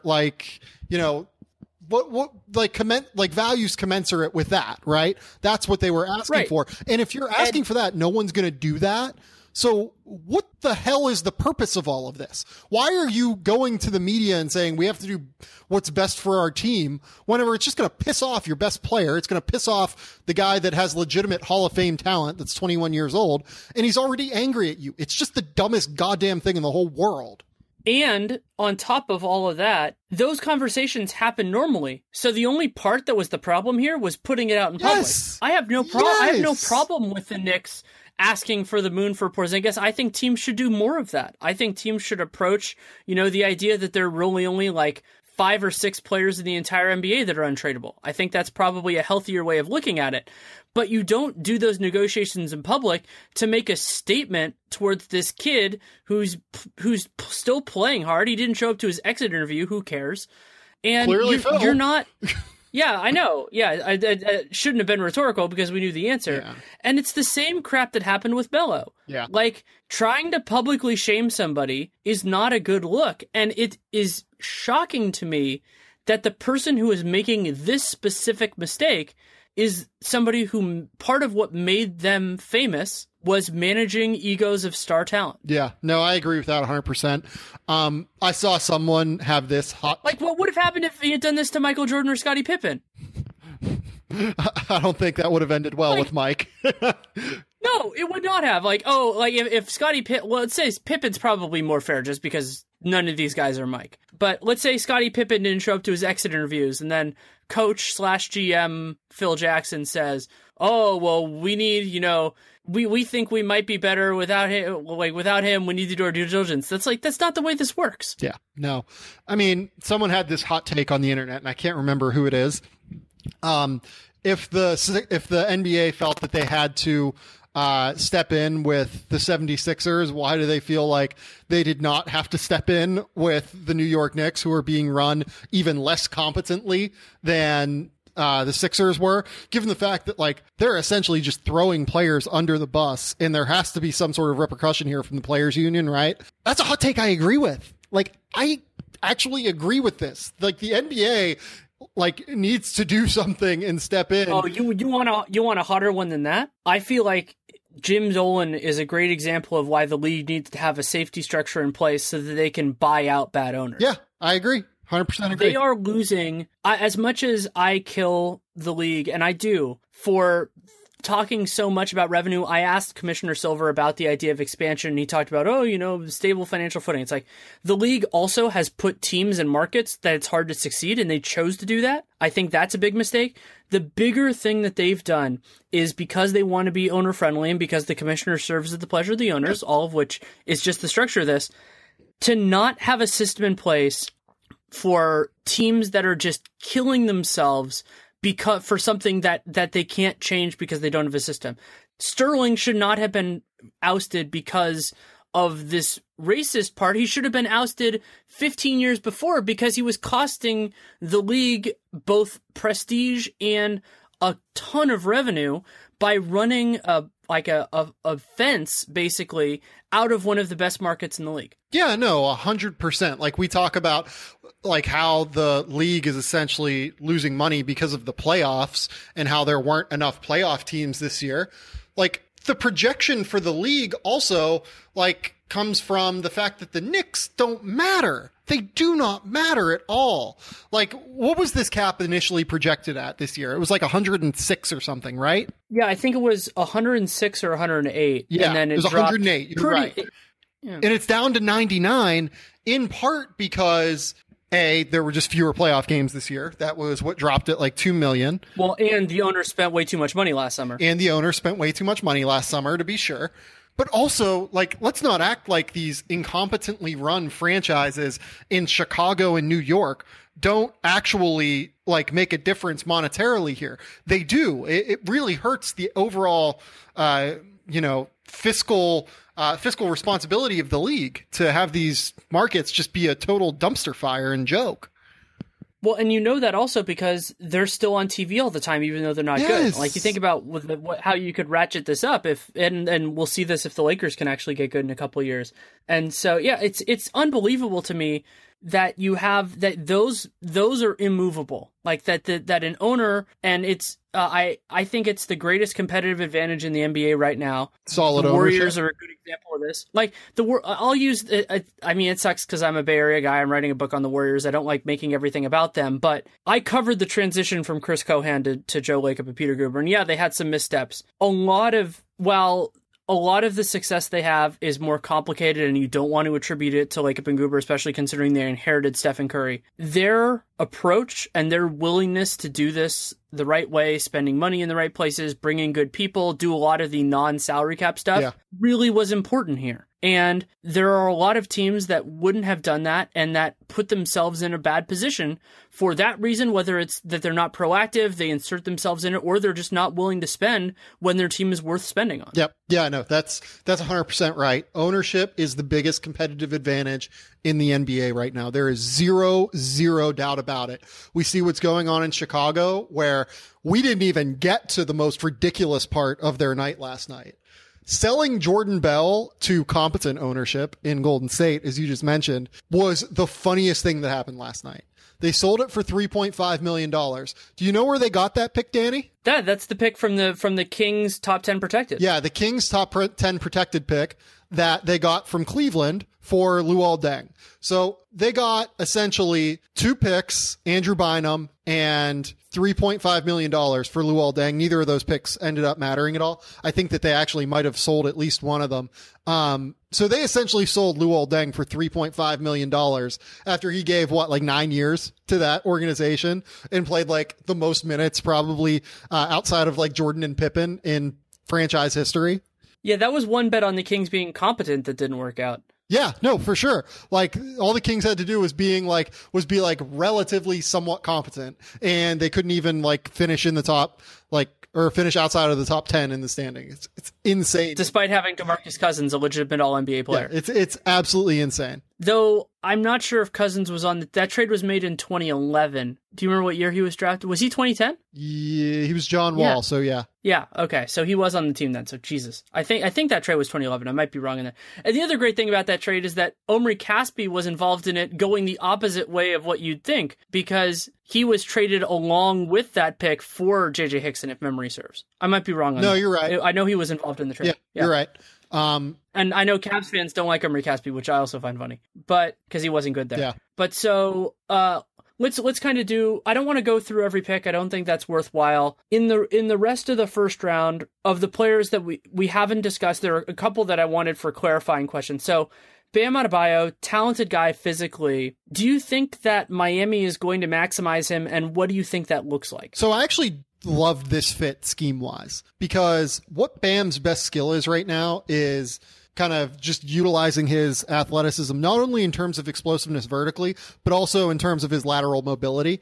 Eric Spoelstra is going to be able to do a lot with him defensively. Like, with Hassan Whiteside, they kind of can't do what Spoelstra kind of showed was his preferred style when LeBron James and Dwayne Wade and stuff were there, where they would just blitz the hell out of everyone and, really get aggressive defensively. Bam's going to allow them to do more of that, I think, defensively, where you can legitimately push him out and force point guards or ball handlers to make tough decisions, and he can recover. He's quick enough to do that kind of stuff. So I really do like the fit there. Can you play him next to Hassan Whiteside? Probably not. I think that is worth mentioning, but if you kind of don't think Hassan Whiteside's going to be there much longer, I like the fit. I like the pick. DJ Wilson, I watched a little bit of him at Michigan, ended up on the Bucks. How do you like that fit? Let's ignore the Jabari Parker of it all, just because he's out for a little while now. We don't know, but how do you like him with the other guys they have? I think it's fine. It's more of what they have, right? They really do value kids that are high character with long arms, with elite athleticism. I always worry about the Michigan factor with these guys, right? And DJ Wilson, I don't think is a wild lateral athlete. I think he's more of an explosive vertical athlete. And if you're making me pick between the two in the NBA, I would probably rather have the lateral ability. Having said that, it's fine. It's not a pick I would have made. I had DJ Wilson at 27 on my board, but I'm not going to sit here and tell you I think it's going to end up being a disaster either. It fits their ethos. It fits what they want to do. I understand it, at least. Speaking of fitting ethos and what they want to do, I enjoyed Terrence Ferguson going to the Thunder for kind of similar reasons. Yeah, absolutely. He is, again, pretty much exactly what they look for. A good kid with high-level athleticism, right? We'll see if that works out. He can shoot the ball a little bit. Still streaky in that regard, but I think as he kind of gets stronger, he's going to be a really good shooter going forward. Some concern there, no doubt, but we'll see. Other than OG, what was your favorite and least favorite pick from 16 to 30? Oh, man. Least favorite was probably Justin Patton at 16. We can just start there. I do not understand why the Timberwolves felt they needed to take another center when they already have Karl Anthony Towns under contract for a long time, Gorgie Jang, who they just gave this massive extension to, and Cole Aldrich for another 2 years. They're all centers. I don't think Justin Patton can play the four. I don't understand that pick at all, to be honest. Favorite pick from 16 to 30 is probably going to be Derek White at number 29. I had Derek White at number 16 on my board. High level of skill with White. He can score at all three levels. Explosive vertical athlete. Really good in between game. He can pull up off the bounce, knock down 3-point shots. I think he hit 39 or 40% from three this year. Just an easy, perfect Spursian pick that is going to pay dividends for them basically immediately. Do you think he can play with DeJounte Murray theoretically? Yep. I think he's going to be able to play both the 1 and the 2. So people were always looking for the next like Malcolm Brogdon in this draft, right? And it always came back to Josh Hart, it felt like. I didn't really get that because Hart's more of like a 2-3, doesn't really have the physical tools that, that Malcolm Brogdon did. And Derek White doesn't have those physical tools either, but he's also a combo point guard, right? Like he's going to be able to take over the 1 because he has positional size to play the 1 at 6'5" with a 6'8" wingspan. He can handle the ball. He's a good passer. He can knock down shots. I see more Malcolm Brogdon in him than I do a guy like Josh Hart. That said, I agree with you. That said, I like Josh Hart to the Lakers. I did too. For the simple reason that vision I laid out when we talked about Lonzo and them, I think Josh Hart fits in very well with that too. Absolutely does. Absolutely does. There's no doubt about it. He's also really going to fit in. He's going to give them a bit of an edge on the perimeter. He is mentally tough. And also, if you look at their roster, they kind of don't have any guards right now. That's a significant issue, I think. He's going to get immediate playing time. He's going to play next to Lonzo, and he's going to be really good, I think. Well, and especially considering that the guards they do still have, like Jordan Clarkson, might not be long for their team if they need to clear the space that's still left. Right. And to be honest, like I would probably rather play Josh Hart next to Lonzo Ball. Jordan Clarkson, certainly, I think at this stage, a better player. But if you have to give me someone that I think will accentuate Lonzo's talents, I would probably rather have Josh Hart right now because you need someone who's going to be physically capable of defending. So if you had the head coaching job, if you were Luke Walton right now and you had no concern like about your job security, your whole job was to basically make sure that you're putting yourself in the best position moving forward. Do you have an idea of what your starting, let's just say your starting 4 would be for the Lakers from 1 through 4? Oh man. I can give you mine while you think about it if you want. Yeah, go ahead. I would go Lonzo, Josh Hart, Deng, and Brandon Ingram. That allows you to possibly rehab Deng's value. Maybe you can get, because I think they're going to have to move him if they want to do this big swing, what's coming up. Yeah. I think that it could work really well there. And I think you get a more representative sample with Lonzo Ball of kind of how this might go. Yeah, I like that. I think that's probably what I would go with too. I think you can realistically maybe make an argument for, trying to play Brandon Ingram at the 3 and getting him more comfortable on the perimeter, as a scorer just for his development. And you can say like Lonzo, Josh Hart, Brandon Ingram, Julius Randle. I really like Julius Randle though. So yeah. And they have a weird center dynamic, but they still have Brooks. So, I mean, at this point, for now, I mean, we don't know if they'll have him long term, which also kind of is this weird complication in the whole thing because Brooks is a good player, but do they want to figure out like whether Randall can play some center? Do they want to do any of that stuff, or do they already feel comfortable with where they are? Yep. Yeah, no, absolutely. I don't really know how to answer that right now, but they do have a nice little forward backup combination for me and Larry Nance and Ivica Zubac. Oh yeah, I like Zubac a lot too.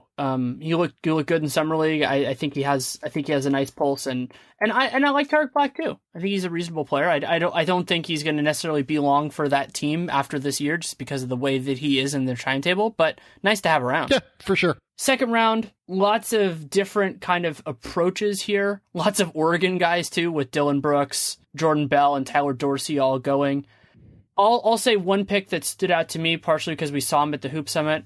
I think Isaiah Hartenstein is going to be a really nice fit with the Rockets, assuming the back stuff can get cleared out, just because he can kind of play both big man positions, and maybe he's going to be more of a Rio Grande guy, at least early on, depending on when they bring him over, but I like the fit. Yeah, I'm pretty sure he might want to come over sooner rather than later. Whether or not that's this year or not, we'll see. But yeah, he's an interesting fit from a skill perspective for them. I think he's going to be able to run screen and roll with James Harden. He's going to be able to, outlet pass in their transition game. He's going to be able to rebound and hopefully space the floor shooting the basketball. Needs a little bit more development there, certainly, but not a bad pick at all. I think that stands out for sure. Another one that, I mean, beyond the fact that they gave up nothing other than money to do it, I think Jordan Bell is a wonderful fit for the Warriors. Yes. They don't need scoring. Yeah, he is limited in that way. I don't think they care. And he has a lot of dog in him. I've enjoyed him for a little while now, and he's going to be in the right system. And they do not have an urgency to play him right away, but they are open to it if he earns it. genuinely does not matter that he can't score right now outside of 5 feet. He is perfect for their defensive scheme. He can switch every screen. He can legit be left on an island with guards. The fact that they can play Kevin Durant and Draymond Green at center next to him is really going to help him, because his one weakness defensively, in my opinion, is that he gets beasted sometimes. Like if you've stood next to Jordan Bell before, and you've stood next to other like legitimate NBA centers before, right? You can see that he's genuinely just like not a big guy for that, like within that, realm. He's obviously huge. He's 6'9" or 6'8", like 225 pounds. Like that's a large human. But in the realm of NBA centers, these guys are trees. He's not a tree. He is a mobile, athletic dude who can do some stuff, grabbing rebounds, but he's going to get beasted by the biggest guys. The fact that the Warriors can run out lineups next to him with 2 other small ball 5s that are very capable is going to make his life so easy.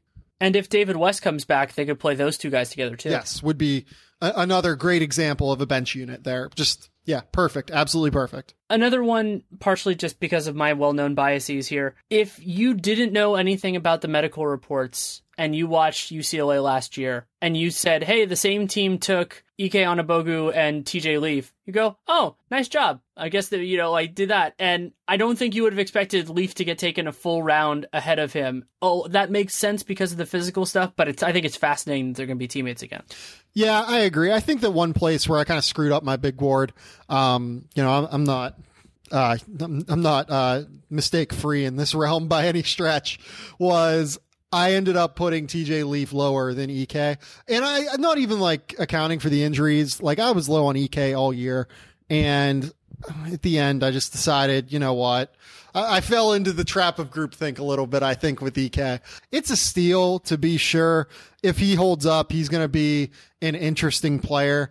I mean, he's 250 pounds. He has 5% body fat. He already has degenerative knees. You have to worry about what happens to him as he continues to like just generally fill out, as every human does from the time that they're 18 to 22. Doesn't have a whole lot of skill level yet. I don't know. I mean, I get it. I understand the appeal. I think he can move a little bit. I'm not the biggest EK guy. Like, yeah, I don't know. He's fine to me. It was a fine pick. Yeah, I think that's fine. We wouldn't have talked about him other than he's a Bruin. But what other second round picks? Were there any other ones? We talked about Ojeleye. I know that's one that stood out to you. Outside of that really did. Yeah, so Jawan Evans at 39 to the Clippers. Another purchased pick. Yeah, teams did a great job buying picks, I think. Jawan Evans I have a really good stat on Jawan Evans, actually. So here it is. So in the Ken Palm era, which is from 2001 to current, there have been 2 point guards in 3 seasons out of those 16 seasons that have led a college basketball team to the number 1 offense in all of college basketball by offensive efficiency without another NBA talent on their team. Can you name them? Well, I'm assuming one is him. Yep. To number 1. Wow. I can't. The other one is Chris Paul, currently a member of the Los Angeles Clippers. They play very similar styles of basketball. They're both like those domineering, terrific in the pick and roll, great footwork, understand how to get spacing, understand how to get separation, hyper quick first step, even if they're not like super elite athletes. I had Jawan Evans at 17 on my board. He goes 39 to the Clippers. Like if he ends up playing 30 minutes a game next year, if Chris Paul leaves, I'm not going to be shocked. He is going to make every team that passed on him, I think, very disappointed from number 20 onward. He seems like such a Celtics guy from that description. Well, he can shoot a little bit's the problem. Yeah, shoot too much.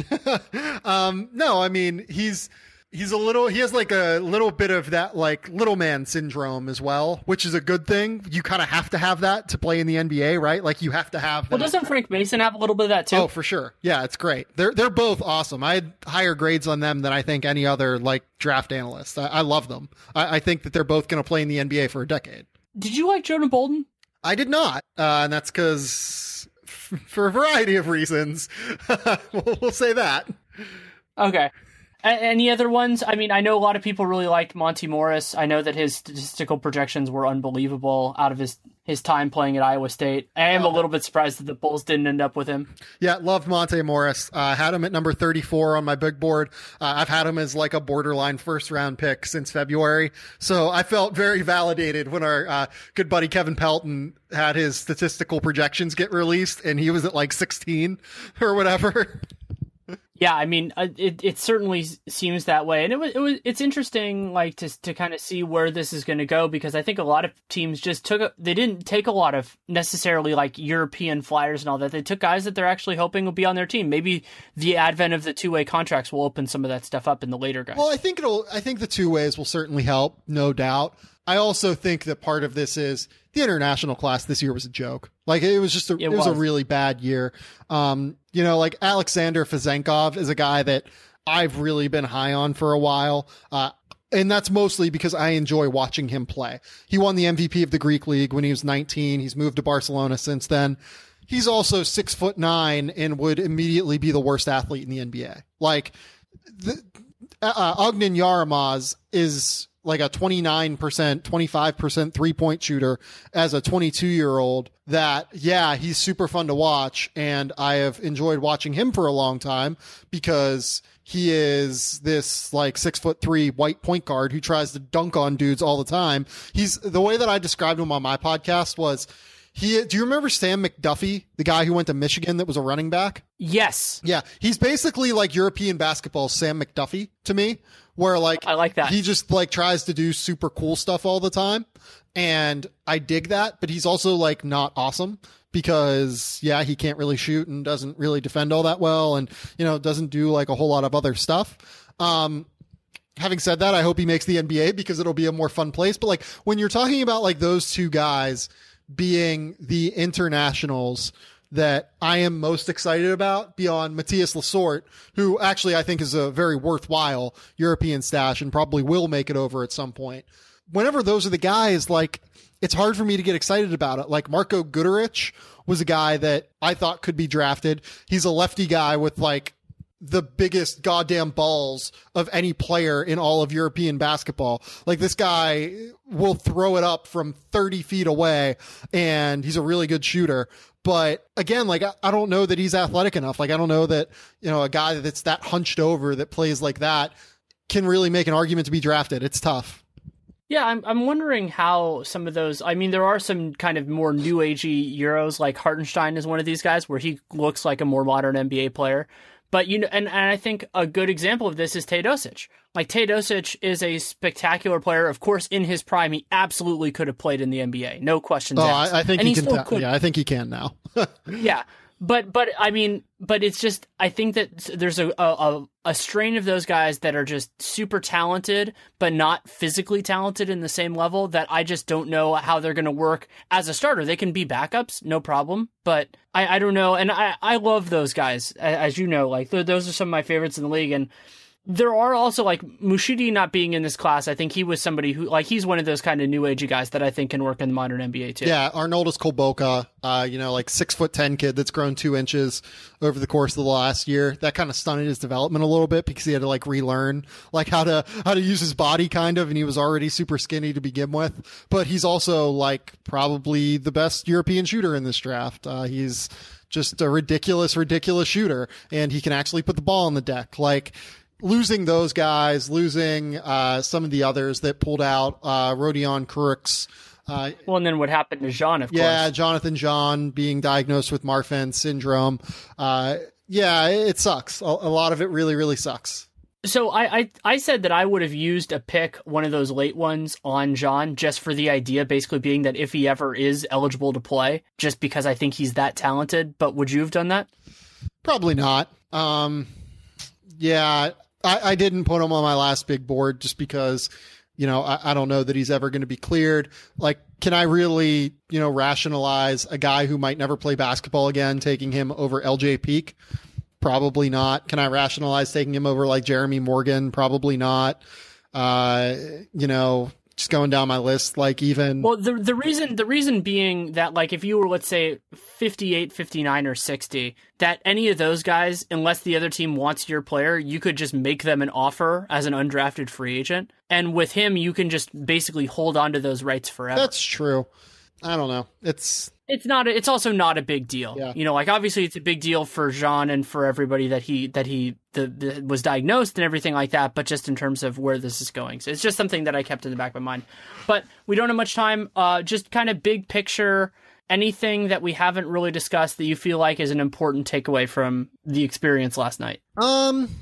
Not really. I don't know. I mean, I liked what the Celtics did. I liked what the Clippers did. I liked what the Mavericks did. Trying to think of like any other. Oh, I have one.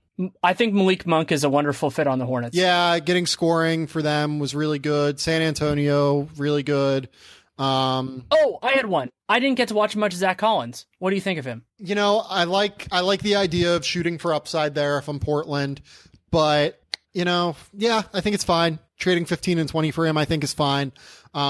Good player, very mobile at 7 feet tall, very skilled footwork, great, fluid feet, can shoot the ball. Wasn't really much of a passer, wasn't really asked to make a ton of advanced reads.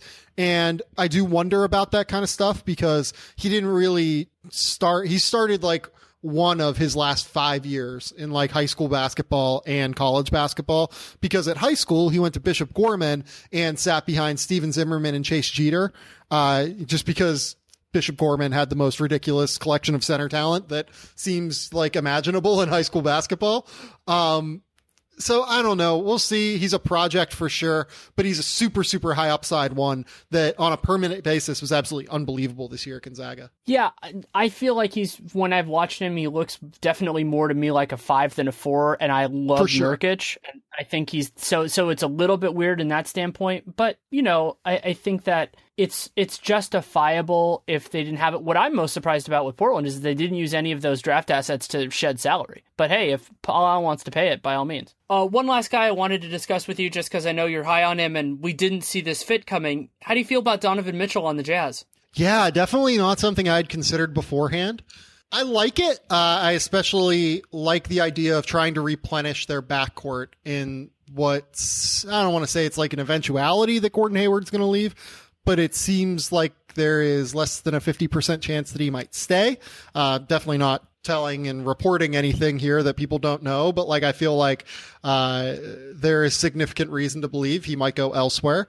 I like the athleticism that Donovan Mitchell brings. I like the fact that he is an excellent hard worker who is highest of character kids, going to absolutely work his ass off to get to where he needs to go.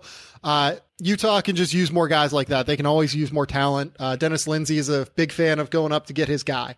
And I think that Mitchell very clearly is a guy worth prioritizing. And it also looked like there was kind of a drop-off around that point, at least for what Utah was looking for. So if all it costs is Trey Lyles, who's intriguing, I've never been the highest guy on him, but if that's what it costs, I think, you know, that's not too big for them. I saw Trey Lyles at Summer League last year. I thought he was the best player at Summer League last year that I saw. Like, I thought that he was the guy that was most ready to come in and make a significant impact for his team as a role player. Just didn't happen this year. And, you know, if Trey Lyles is your cost in number 24, I'm okay with using that to go up and get Donovan Mitchell. I kind of think it's a win for both sides. I also, while I'm not the highest on Trey Lyles, I think that he can certainly be a contributor to a good team. He still has plenty of time under team control and all that kind of stuff. But what's so weird is, like, the Nuggets are now just full of these kind of like power forwards who overlap. They do. Yeah. I did not understand the Tyler Lydon pick at all. My two least favorite picks of the draft are kind of funny because they actually really fit within the modern NBA. Didn't really get the Tyler Lydon fit in Denver. Also was not a fan of Kyle Kuzma to the Lakers. I just thought that was a rather strong overdraft given what we'd seen of him in college. I get the skill sets, obviously. I get the fact that they're really talented kids, but I'm someone who believes in drafting for fit as well as drafting best player overall, and drafting the best player that will be the best fit in your system, and making sure that you have developmental time to give to that kid to foster his abilities. And with Tyler Lydon, I don't know where he gets that time between Trey Lyles and Juancho Hernan-Gomez and all of the other guys that they have. I don't really know, man. I don't love that. And then Kyle Kuzma, I mean, the Lakers have 1 billion fours and, everyone in their front court, basically. Yeah, it's wild. And I mean, I think the Lakers one will kind of sort itself out. I didn't see too much of Kuzma, which is weird because he's a Pac-12 guy. I just didn't watch that much of Utah this year. But I just don't think he doesn't look essential to me. And so I like the Josh Hart pick. If they had ended up with Derek White and Josh Hart, would have been real interesting. Shemi Ojeleye and Derek White, Josh Hart and Shemi Ojeleye, Josh Hart and Derek White. Just pick the 4-year players who are awesome. I don't care that they played 4 years in college. They're ready to go. Just take them. Well, and the present value that you're going to get on, if you get them on a rookie scale contract, you get those guys for 4 years at a bargain basement price. And then, at that point, maybe you're letting him go, but that's a worthwhile risk considering some of the other guys that were on the board. Absolutely. Yeah. I mean, I'm not someone who is worried about, getting upside at number 27 overall. I want the guys who I know are good basketball players. And Kyle Kuzma is a guy that has talent, to be sure, but he's nowhere near as good at basketball as Shemi Ojeleye is right now. So the thing I want to end on is something that I think is absolutely fascinating about this year that's so unusual is that when I was doing my board for Real GM, I separated into 4 basic categories from best to worst. And there were 2 teams that I put in the bad draft section, but it was both for things not really related to the draft. It was because I do the whole week. So it was the Hawks because of the Dwight Howard trade, and then the Bulls because of the Jimmy Butler trade. And that's amazing. That it worked out this way. It's not like I'm in love with every guy in this draft and everybody nailed it, but that's the worst draft cool. grade I gave last night. I did pick by pick draft analysis. C-. That's fine. There was nothing super egregious on draft night. Now, I don't even know that I would have given Atlanta an exceedingly bad grade. I know that the Dwight Howard thing didn't make sense, but and the Collins pick was fine. I nearly moved them into M, but I thought it wasn't great to have the Bulls by themselves. While that was appropriate, and I could have just added a new category for abysmal drafts and put them in that, which would have been hilarious. And now I'm thinking I should have done. But it's so weird to have teams just generally be responsible. Yeah, and it's so funny because we have all of these front offices this week that have shown their ass all week and just been incompetent. I love it. I love the fact that there are more competent evaluation, techniques. I love the fact that teams are being smarter about using their picks. And to be honest, this was an easy draft year. Realistically, I think it's like last year. So last year I gave out quite a few bad grades. And the reason I did it, I think, is because there weren't a lot of good basketball players in last year's draft. This year, there is an exceeding amount of good basketball players. I can go down to number 45 and where I have Sindarius Thornwell, and I can 100% see that guy being an NBA player, right? All of these guys. I have Kyle Kuzma at 46 who got drafted in the first round. These guys are actually good basketball players, and it's easier for teams to make respectable decisions when they don't have to go crazy off board, So let's think back just through some of the guys last year that you gave, I think, lower Don draft Maker, grades to. I screwed that up for sure. Papa G. Oh, yeah, that was the worst lottery. I think you were more. I still maintain that was the worst lottery pick of the last decade. You didn't like Denzel, right? It was. I probably gave it a B-. I don't remember off the top of my head. I was just whatever. Are there any other ones? I'm trying to think of other picks that you really didn't let me go back and look at the 2016 NBA draft order. All right, we've got this thing up. I had a bad grade on. I probably did not grade Marquise Chris all that well because I think that giving up what the Suns gave up for him to get a guy that I had number 16 on my board was pretty egregious. To me, the Suns now or the Kings now have 2 of the top 2 assets in that trade because they have Skal Labissiere and Bogdan Bogdanovic, both of whom I would rather have the Marquise Chris. What other grades? And you know what's great? Neither of those includes the highest pick that they got in that trade. Yeah. The Kings are outrageous. Who else would I have not graded all that well? Siakam, I probably did not give all that high of a grade to. I thought that was kind of an overdraft. Diamond Stone, but we're getting into the weeds. Yeah, no, like last year also, like there were bad picks, but like they were like C-level picks, you know, like the only two like super bad ones I thought were Thon at 10, which was wrong, and Chris and I'm sorry, what was Papa G, which is the worst, again, for me, the worst lottery pick of the decade. I cannot see that working out, but we'll see. I'll say this one, like the one that I probably did not give a good grade to was Karis LeVert. He went number 20 overall. I still have significant concerns about the feet. That I don't know if they're going to last too long. Yeah, I thought he looked better than I expected, but I liked him at Michigan too. I just wondered how long he was going to play. There's that. There's the fact that he's kind of a fake defensive prospect in a way. Like people think, oh yeah, he's like 6'7" and long and he can do some stuff. Like he might be able to defend. Not really. He doesn't care. Like he doesn't defend. Yeah, there's a list of that, like guys that I think Zach LaVine was like this until people really started watching him, like guys who could became are. Yeah, one team that I gave a super bad grade to was the Hornets because they traded 22 for Marco Bellinelli. Oh, sweet. Oh, is that right? The Hornets. Yeah, they traded for now became Malachi Richardson. Completely that was stupid. That was really dumb. And I know that Marco was actually really good for them this year, but like. You can't give up 8 years of potential value of a pick for Marco Bellinelli. For a rental, and I mean, think about the cost, like that if they had another cheap guy on their team for this coming year, and I don't think he was essential for the Dwight Howard trade. No, he wasn't. Picks I did, we can talk about, another one that I didn't like was Yabusele. I was not a fan of that pick. Yeah.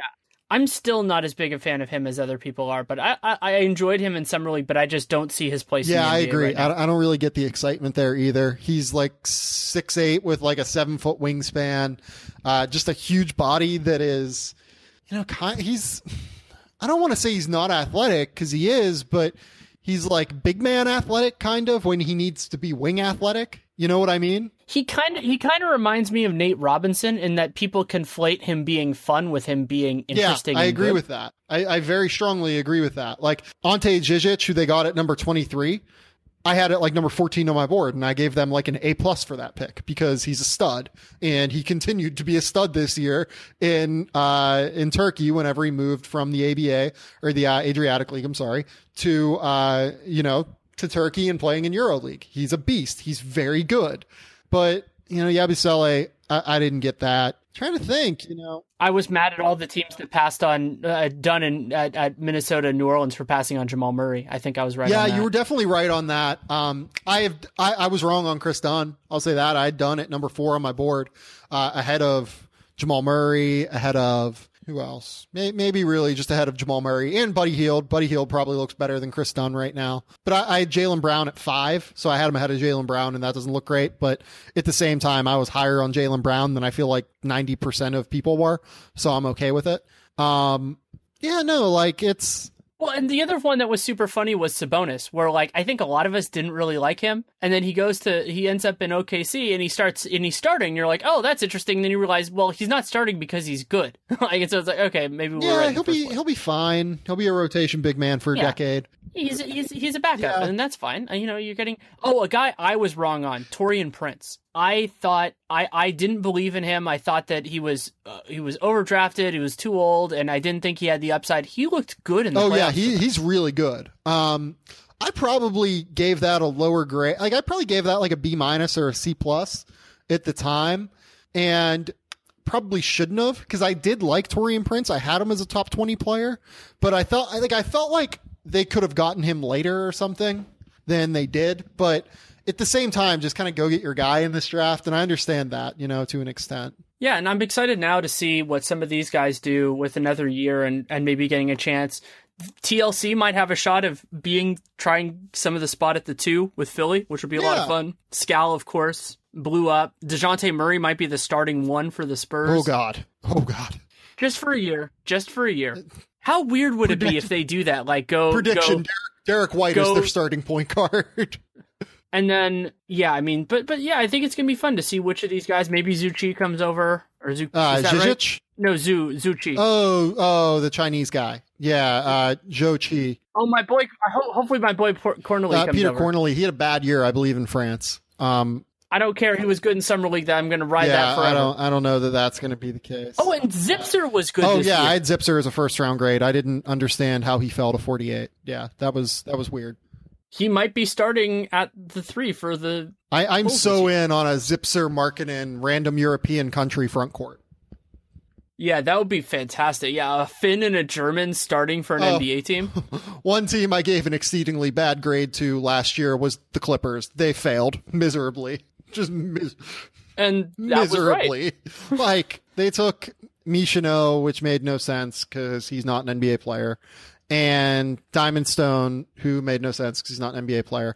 I will say this, one team that And Bryce. Yeah, Bryce, I actually liked Bryce at 25, but, the second rounders, 2 top 40 picks, you need to get better value. They did a great job of that this year and kind of made up for it, but they need to get better value last year. A team that I really liked their draft, where we haven't seen it yet, even though I think we're going to see it in the future, Memphis. Memphis ends up with Deontay Davis. They end up taking Wade Baldwin, which I thought was good. I had him like 14, 15, 16 on my board, somewhere in that range. Deontay Davis I had as 13 or so on my board as well. Good pick. Rade Zagrats, they trade back in with Boston. I think they get a super later future first round pick. But I think that he's going to be really good too. We haven't really seen the fruits of that yet, just because their guys didn't play a ton this year. But I liked that draft a lot and continue to like that draft. Why in the world did they take Ivan Rabb? Well, it's a Chris Wallace thing for sure. He likes how many of those, there is a critical mass of those guys, and they had reached that point around when they took Deontay Davis and kept Jarrell Martin. And they just keep on adding them. He likes guys that were 5-star prospects in high school that he considers to be very talented players, but undervalued assets due to their college careers for a variety of reasons. I think that Rabb was a fine pick there. I don't have any issue with them buying a pick for Ivan Rabb. If he were taken by another team, I would have been pretty okay with that. I liked other guys more than him, but not that. Yeah, no, I definitely liked more guys than him, to be absolutely honest. But to me, it's not an unreasonable pick, I guess. It is what it is. What's the pathway towards him playing?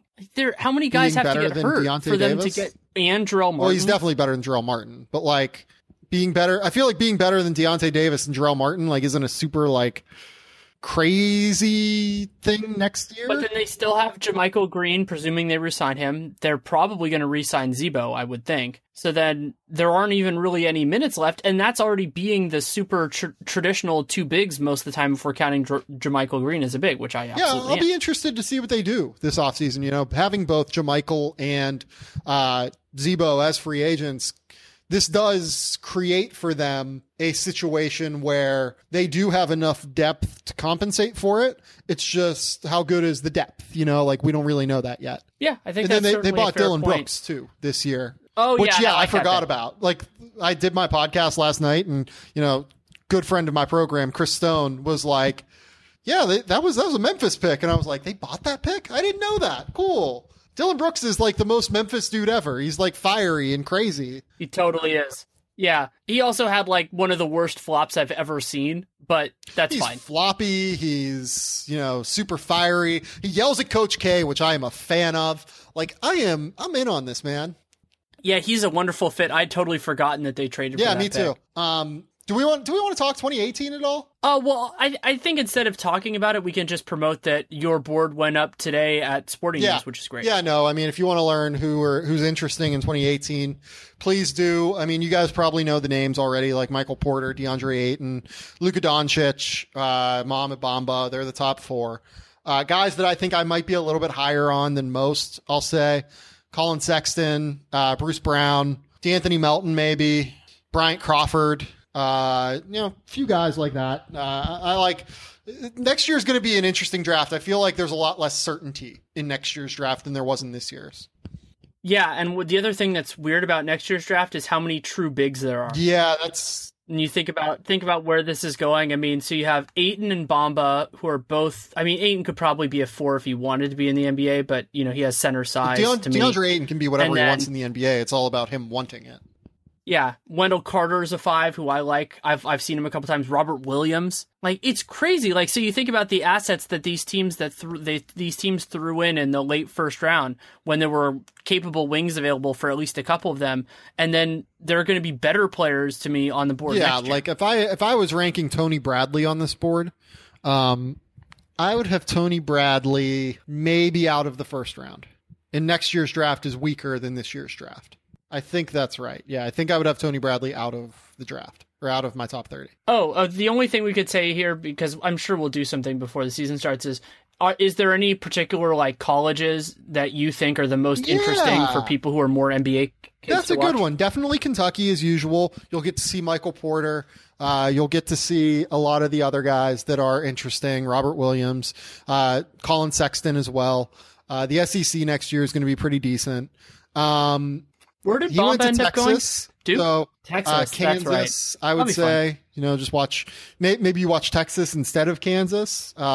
If you're a fan of Andrew Jones, who I am not, but if you're a fan, go ahead. Duke has 3 guys or maybe 2 guys 3 guys on my big board. And Wendell Carter, Trayvon Duval, and Grayson Allen. Gary Trent is another guy that's interesting. Some people like Marquise Bolden. If that's your thing, go for it. You'll also get a chance to see a sneaky pick here for this is Miami. Miami has Bruce Brown, who I have in 10, Lonnie Walker, who I have at 17, and DeJuan Hewell and some other guys that are actually pretty interesting too. Who else? USC. 100% USC. Chimezi Metu, DeAnthony Melton, both in my first round. Benny Boatwright, sneaky chance to get into that range as well. You'll get a chance to see Raleigh Alkins and DeAndre Ayton as well. A lot of really interesting guys there. Who else? Yeah, I think that might about cover it. Wichita State's going to be super fun next year. I would watch Wichita State. Yeah, I'm gonna have to see how much I get to watch, but I don't like that the guys are kind of decentralized again. But I think it'll work. They out. are a little bit decentralized, like Michael Porter went to Missouri. Bamba's at Texas. Miles Bridges is at Michigan State. Michigan State's another good one because they have 2 lottery guys in Bridges and Jaren Jackson. Texas A&M's not exactly a powerhouse. Alabama's not exactly a powerhouse. Western Kentucky with Mitchell Robinson. No comment on that. It's going to be a weird year next year. I think that generally the talent level is worse in college basketball next year by quite a considerable factor. Yeah, it'll be interesting considering Silver's comments to see whether they approach going back, changing the age limit at some point in the near term. Yeah, it's fascinating. Like that, if they do that next year, then all of a sudden that totally changes next year's draft. Oh, I don't think they'll do it for next year. I think it's like a thing that they would do like multiple years down the road. For 2019. Yeah, and honestly, I don't see that happening anytime soon.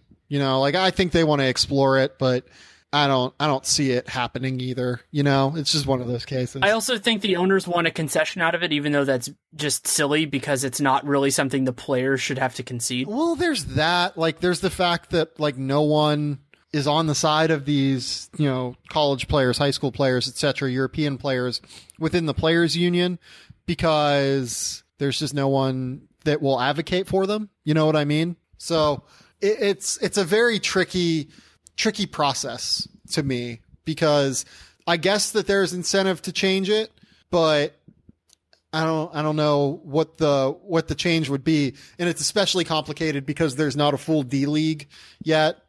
I think that's kind of the next step to all of this, getting the full D League. We'll see though. It's like I said, to me, it's a ways off. Yeah, I think that's totally fair. I was going to ask if you have anything more. You always do, but I'll just say thank you so much for taking the time. I think that we actually are done at this stage. I think that's all I got for you, Danny. Thank you, as always, for having me on. It's always a blast.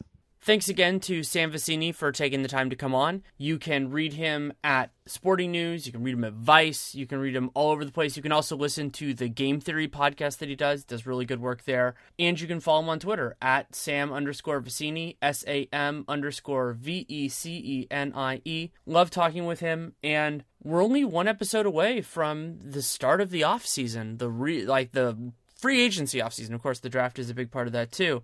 And we'll have a lot to cover with that. I'm trying to do something different. That's the plan for next week. Not sure if we'll pull it off, but really hoping to. And between now and then, in all likelihood, come out with the mock off season for Dunked On, which is our absolute behemoth of a show with the normal cast of characters, and we each have teams. I actually have to go through my list again, and that's going to be part of my weekend work, is going through all of that. And you can read my analysis of the draft actually at Real GM.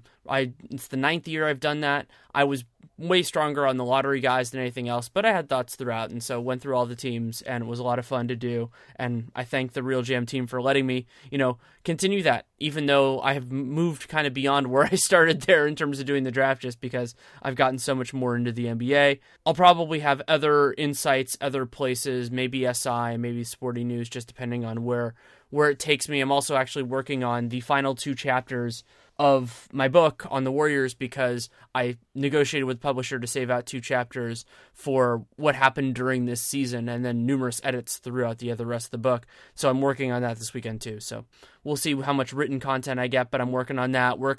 I think I have 3 CBA encyclopedia pieces in the offing right now that hopefully will all come out before July 1st. So that's the plan as well. So lots of stuff in the very near term, and of course podcasting as well.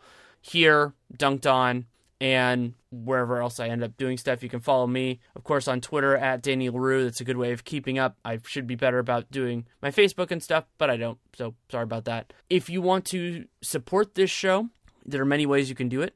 Leave a rating, leave a review in the podcast player of your choosing. I really do appreciate that. You can subscribe, download every episode. We'd love for you to listen to every second of every one, but if you download it, that's a nice way of showing support too. And the other great thing you can do is check out our sponsors. So for this episode, Blue Apron, blueapron.com/realgm, 3 meals for free, including free shipping. And it's a great thing you can do. I would say you can also check out the Dunked On merchandise, but apparently that either all sold out or close to it. You can check out NateDuncanNBA.com for that. If you have any feedback, good, bad, or indifferent, Danny Leroux NBA@gmail.com. And if you take the time to write it, I will take the time to read it. I probably don't have the time to respond. You just heard all the stuff I'm working on. But looking forward to that, and then the craziness begins. And what's different for me this time is that I'm going to be spending a lot of that on the road. Usually I take that first week and really spend it at home, and then jump to Vegas for Summer League. This year I'm going to be in Utah for Utah Summer League, which is very exciting because it's a great group of teams this year. That's why I'm choosing to go. So I might actually experience the Gordon Hayward thing, whether he stays or whether he goes, in Salt Lake City, which is pretty exciting. So that's really enough rambling for right now. Thank you so much for listening. Take care and make it a great day.